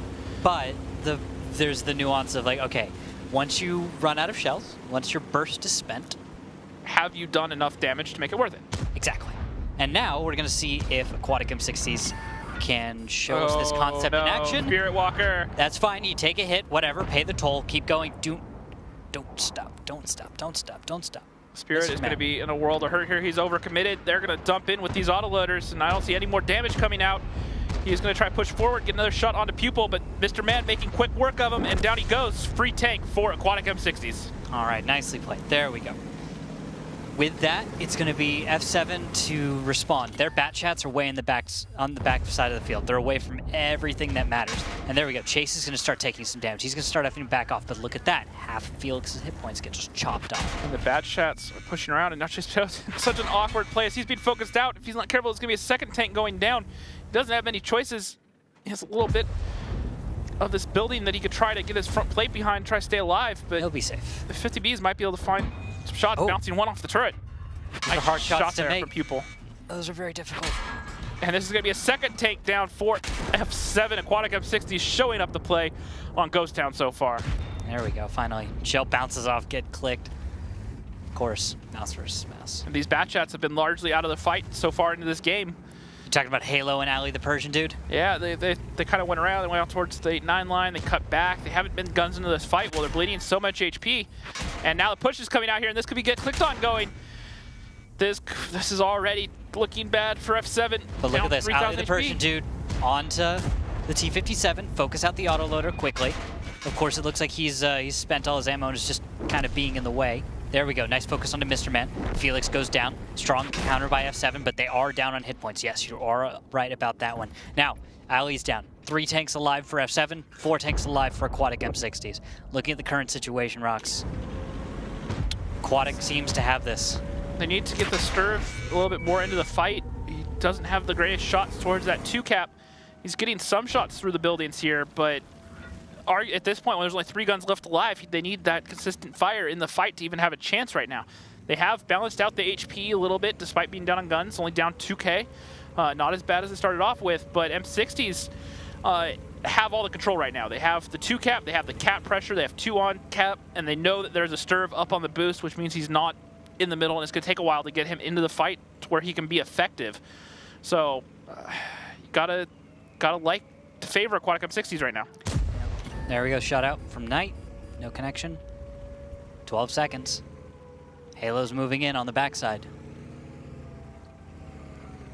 6, 5. Halo's down. And that's going to be cap. That's going to be a 3-2 scoreline with Aquatic M60s pulling one back. Not bad. Well played. That was the brawl you needed. It was risky at the opening part, but because it doesn't look like F7 was ready for just a blitz play where 3 autoloaders go just straight north with 0 confirmation of a target. And the other thing I didn't like was the guns weren't really in position to deal with that cross. They only had the mouse and the 1.5A to cover Spirit Walker. The Sturv was too far out of draw, and the bat shots were also backed by the STRV. So, you know, at the end of the day, there just wasn't enough guns to punish that sort of cross. And when you have a 5A, well, it has good DPM. It does not have good burst, so it's not going to be able to fend for itself versus 3 tanks. Precisely. It didn't matter really what tank you had out there. It was could have been going mouse. to die. It was going to die. Yeah. Yeah. It doesn't matter. Yeah, exactly. No, I don't disagree at all. Yeah, it's tricky because if you're going to dedicate tanks to the northwest when you're the defender, you can't put everything out there because what happens if you get an east side push, right? Yeah. What happens if... That's why you bring the bat shots, the flexibility. You know, kind of gives you that off to respond. But you kind of have to take a guess. Yeah. A little bit. A little bit. Kind of Russian roulette-ish, kind of like Cliff can be a lot of the times. But in this case, not what ended up happening, and they just didn't have the guns. And looking at the damages here, Knight doing what he could, 2,900, 55 fantasy points. Felix, Big Cheese, and Mr. Manton all having decent games. Zoned, putting up about 1,800, 27 fantasy points. Drops off after there. And then on to the second page, you know, looking at it, Chase Potato, Spirit, not really able to get into the fight. Marsh did get focused out a little bit early, but not really able to be effective. And got clicked on was the 3rd tank focused out when M60s decided to make that overall decisive push and push in and just end things. Yeah, pretty much. Now, timer has started.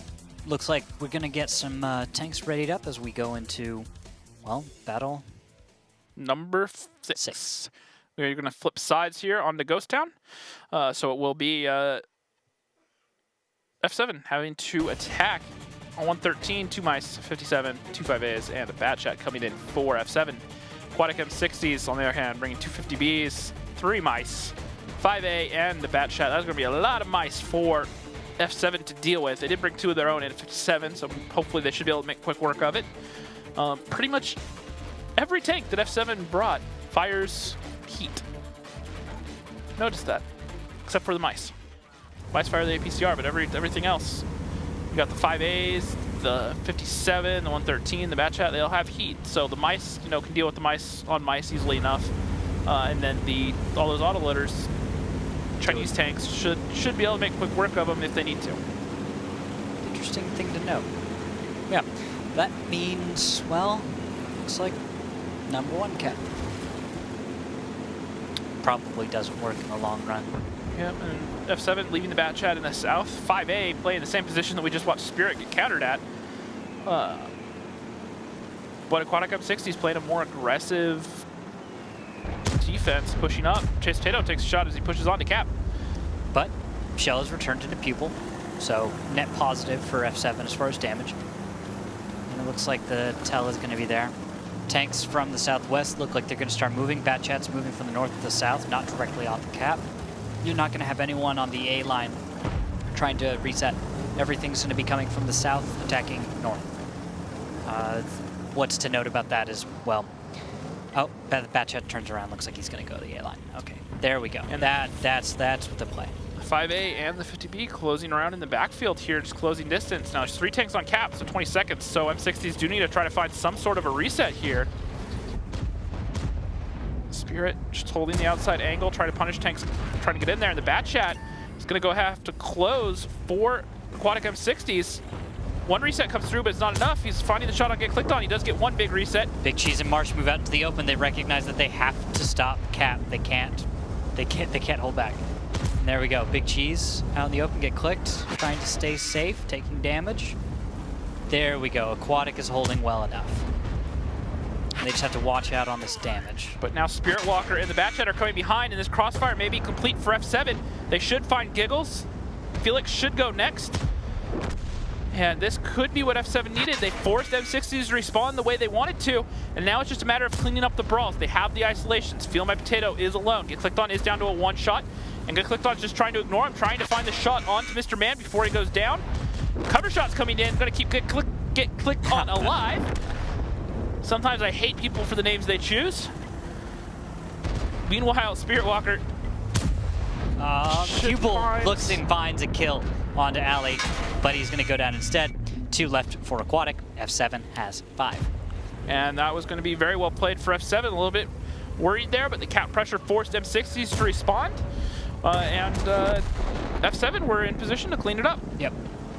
F7 split Aquatic, put a roadblock in just the right spot, forced 2 mouse into a bad engagement, and 1. Nicely played. That's what we want. That's what you want to see. And that is going to be a 4-2 lead for F7. Overall, I like the idea there. It was, you know, very, very clear what they wanted to do. They wanted to get the cap pressure, make the other team have to respond, get the resets, and then once they got the resets, they understood, all right, guys, now it's go time. Now it's time to brawl. Didn't hesitate and took them down. So rather good stuff there. It's exactly what you want to see.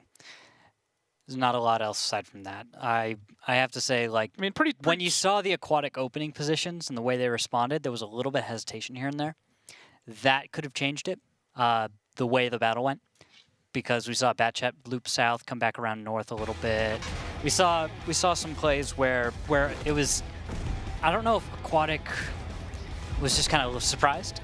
They thought more shells would land, or they kind of thought things would go differently. But very often you see the defender have to deal with this dilemma, right? Too many tanks on cap, and they have enough cover. And there's this roadblock in just the right spot that I can't get those perfect reset shots on cap. And then it just gets all messy. Mm-hmm. Yeah, just messy. And looking at fantasy points, Spirit Walker having another strong game, 75 fantasy points, 3,200, making that T57 work very well. Knight, another 3,100, 70 fantasy points of his own, and Pupil also had a very strong game for M60s. However, the front page is dominated by the rest of F7. Doing pretty consistent across the board. No one really shining out outside of Spirit. Everyone else, you know, doing their work as part of the team. Zoned on the last page there for F7. All the rest of Aquatic M60s. Mr. Man, 2K, you know, got one solid clip off, got some vital resets, but that was really about it. And then poor Giggles got focused out the second Spirit came around that corner along with Zone in that Batchat. Didn't really stand much of a chance. And now we are getting ready for Sand River. Oh yeah.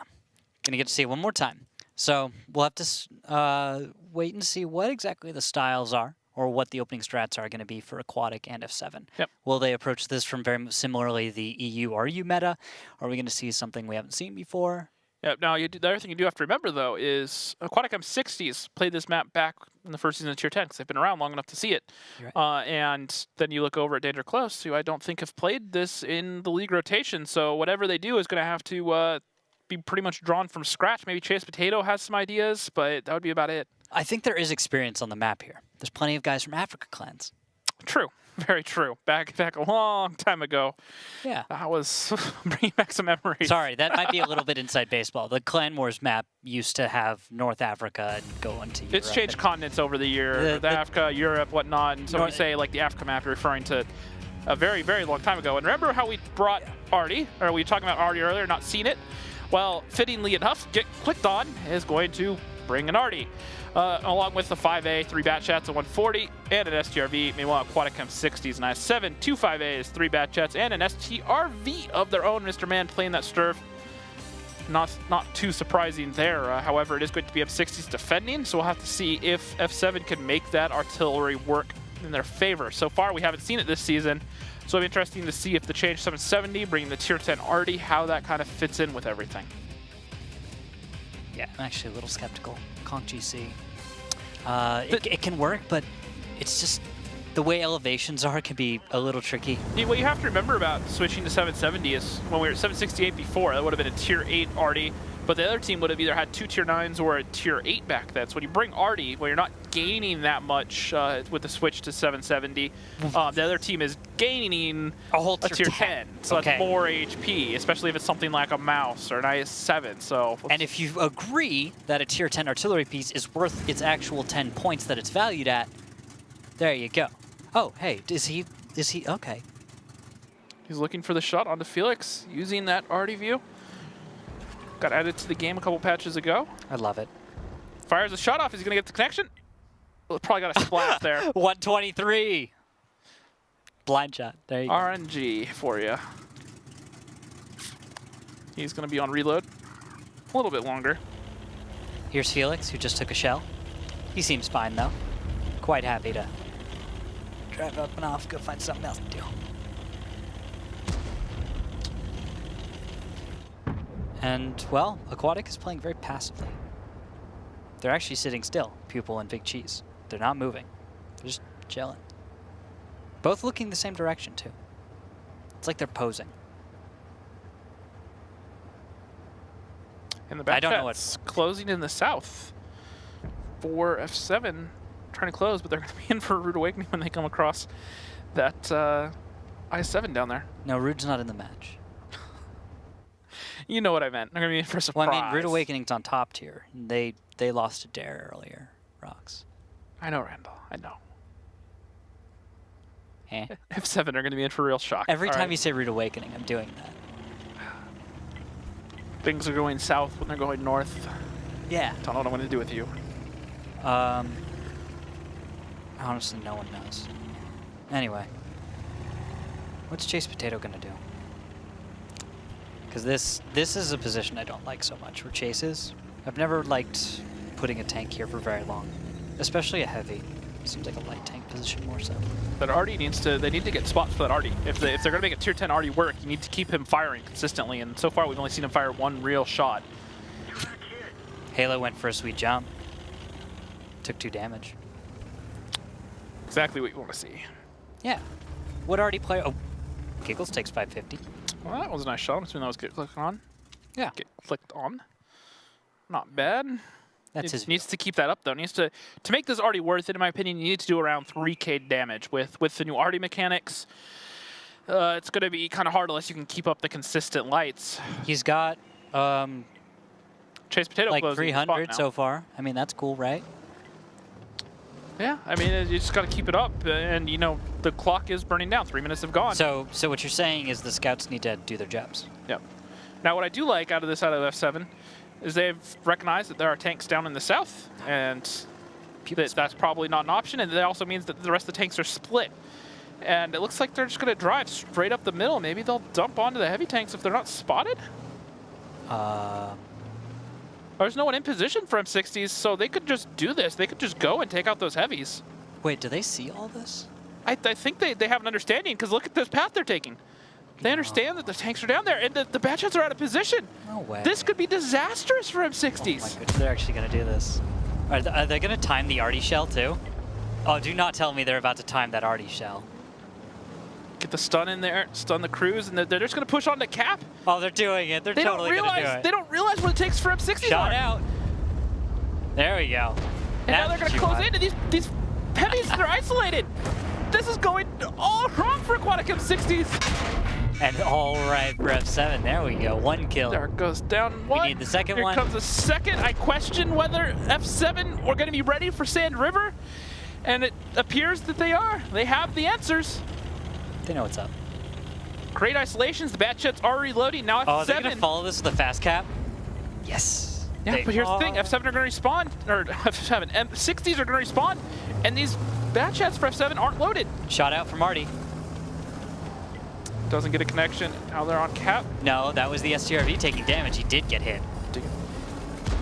Now they're still reloading, and they're on cap. They're taking a lot of damage. The batchets are coming in. This could go wrong for F7 despite all their hard work so far. 2 batchets go down. Halo trying to get some shots off. 140 covering them in the backfield. They need to get Knight into this fight. Marsh is on fire. It's burning. And Halo just doing what he can to fire some shots. Mr. Man does finally take down Chase Potato, but the STRV of Zone and the 140 up in the north at night, getting what damage they can. 3 tanks left alive for M60s. The counter push was valiant, but not enough. And F7 still in control. And another blind shot onto Mr. Man. That's already, again, get clicked on. Just throwing him out there. He's clicking on Mr. Man, all right. Yeah, just keeps clicking. And, well, I'm so sorry, Mr. Man. That's 2 shells that he's taken while not being spotted. Good prediction there out of the Artie player, understanding that this is where he's likely to be. The Sturf can be kind of predictable in that regard, and doing a good job punishing it. Now the cap pressure is going to start up again for F7. And the Sturf's taking damage, 407. He's down to 396 as he drops into a pit. Conk GC fires. 107 splash. In the backfield that picks up the kill on 2 Field My Potato. Mr. Man down in the low field. Him and Marsh alive, and this is F7 moments away from picking up their first win of the season on the second match day. The new boys up from Silver League, and that is going to not be it, as that's Knight picking up the kill on to Mr. Man, leaving Marsh alive. Artie just about to be loaded. Where is Understands where he's going to be. Oh, he's trying to predict. You know, Spatchat's coming around. Trying to get in the bush. Oh, he's going to keep on driving. Good driving, by the way, not knocking over trees. Give him credit for that. Yep, and they understand he's coming from the south. They're looking for him. They know. Spots come out. Blind fire. Doesn't get the Artie shot, but Halo and Spirit, or Halo and Zone looking for the shots. He's going to go surfing, up and over, takes the shell. And that is going to be it. That is going to be F7 walking away with a 5-2 victory over Aquatic M60s, proving pretty much everyone wrong, I'd have to say. We all predicted that was going to go for M60s. Actually, I threw my prediction out the window. Okay. Thank you. I asked that it not be counted. Okay. Does that count? Kind of, but your prediction that we have beforehand earlier in the day when you weren't second-guessing yourself was you in favor of M60s, so we're going to have to stick with that one. So, either way, though, congratulations to F7 picking up their first win. Aquatic M60s just seeing a little bit behind the ball is the way I have to put it. You know, while F7 played well, they didn't do anything that was, you know, they capitalized on those mistakes. Yeah, exactly. They capitalized on some mistakes, arguably, that Aquatic M60s shouldn't have really made sometimes. A few of them that, you know, you definitely have to wonder about, like this one right here. Well, no, that's a lot of F7 watching, too. That's also F7 doing a good job. But I see your point. He didn't make the jump the first time. He probably could have. He didn't make the jump the second time, and just the knowing that boost is so exposed now, and knowing that it can be countered, still trying, you know, taking the risk of going for it at that phase of the battle, you kind of have to wonder about. Yeah. And as the scores come in here, Knight putting up good damage. 3K, 3 kills, 75 fantasy points. Zone making that Sturf work, and only person on the top damage is Felix for M60s, and that's only less than half a full clip from a bat chat. I think there's your main point about that one, is these guys just didn't get any damage on target, where the guys from F7 landed their shots. The isolation of the 5As, you know, whether it was a coincidence or they kind of understood what was going on, they did a good job at countering out those 5As when the bat chats were out of the fight. We've seen it also a few times today even. Sand River, 5As in the wrong position, get boxed out, and then they die. That's what happens when you leave them there. If you don't, well, things can actually go. Yep, you got to bring them around to the south if you're going to take the rest of the tanks down to the south and play the inside of the berm, but then you have to close all the way around the south, make it all work and come together, but that's kind of how that north end has to be played. And looking at the fantasy points here, pretty solid performance by the F7 boys. Knight putting up 347, Halo 371, Ali the Persian Dude 350, Spirit Walker 337, very respectable. Zone 327, and get clicked on even doing 310 despite having some questionable games. Chase Potato 2,700 or 270 fantasy points, and the rest of M60s down there. Even Mr. Man having a relatively quiet night tonight, only 263. So anyone that picked the Danger Close guys on their fantasy teams are, let's call them Danger Close, on the F7 team. You know, they're going to. I was confused for a second because I was like, Danger Close? Oh, yeah, I forgot. You keep thinking that they're still Danger Close. Yeah, old habits die hard. Yeah, it happens from time to time. Anyway, just good match there from F7. Props to them. But, well, AM60's got a lot to work on, I think. We can both agree on that one. Yeah, definitely. Both teams have a lot to work on. There was a lot of mistakes. It was not a perfect game from S7 by any means. You know, there was a lot of stuff that they could have done that could have been capitalized on by M60s, and I think a more experienced team like your Elevates or your Eclipse, as they showed, will definitely capitalize on them. So definitely shouldn't get too far ahead of themselves. I mean, once again, it was solid job, capitalize on mistakes when I need to, but I think there's still a good margin for improvement. Yeah, the point of the season we're in is we're getting a lot of an idea of where these teams stand relative to each other. First standings will finally come out where we'll have that 1 through 8 numbered out, and that'll be next week. But I think this is telling that F7's on a good track. If they keep this up, that's what we're gonna have to watch and see. Yep. Well, speaking of F7, we are joined for a winners interview right now with, I believe, Zoned. And that is Zoned. How are you doing, man? It's got to feel good to have your first win in the Gold League.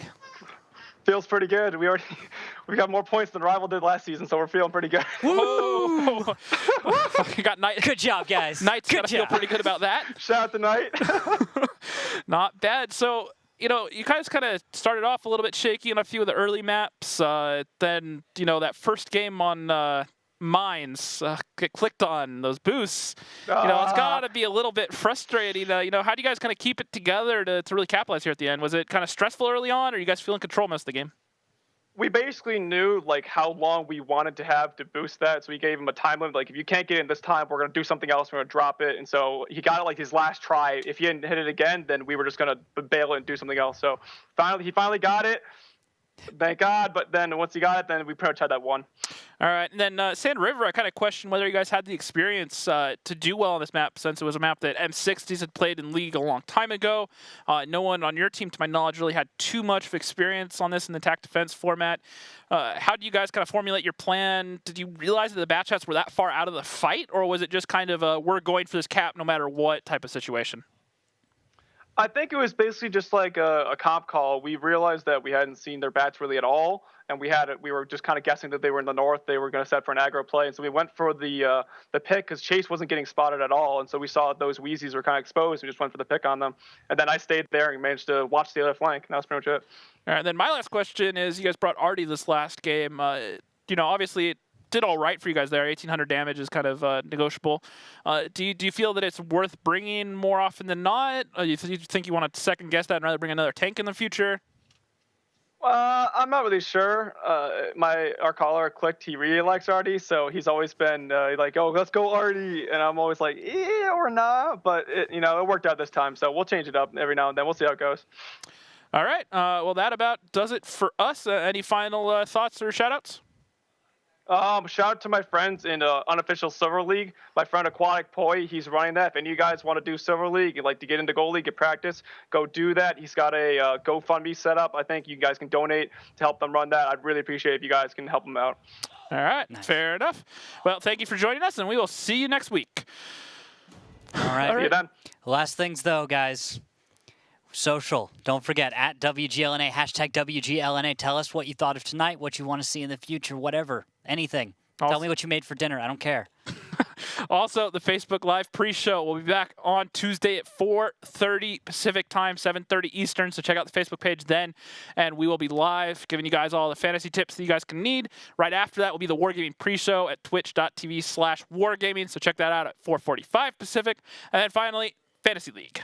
Yep.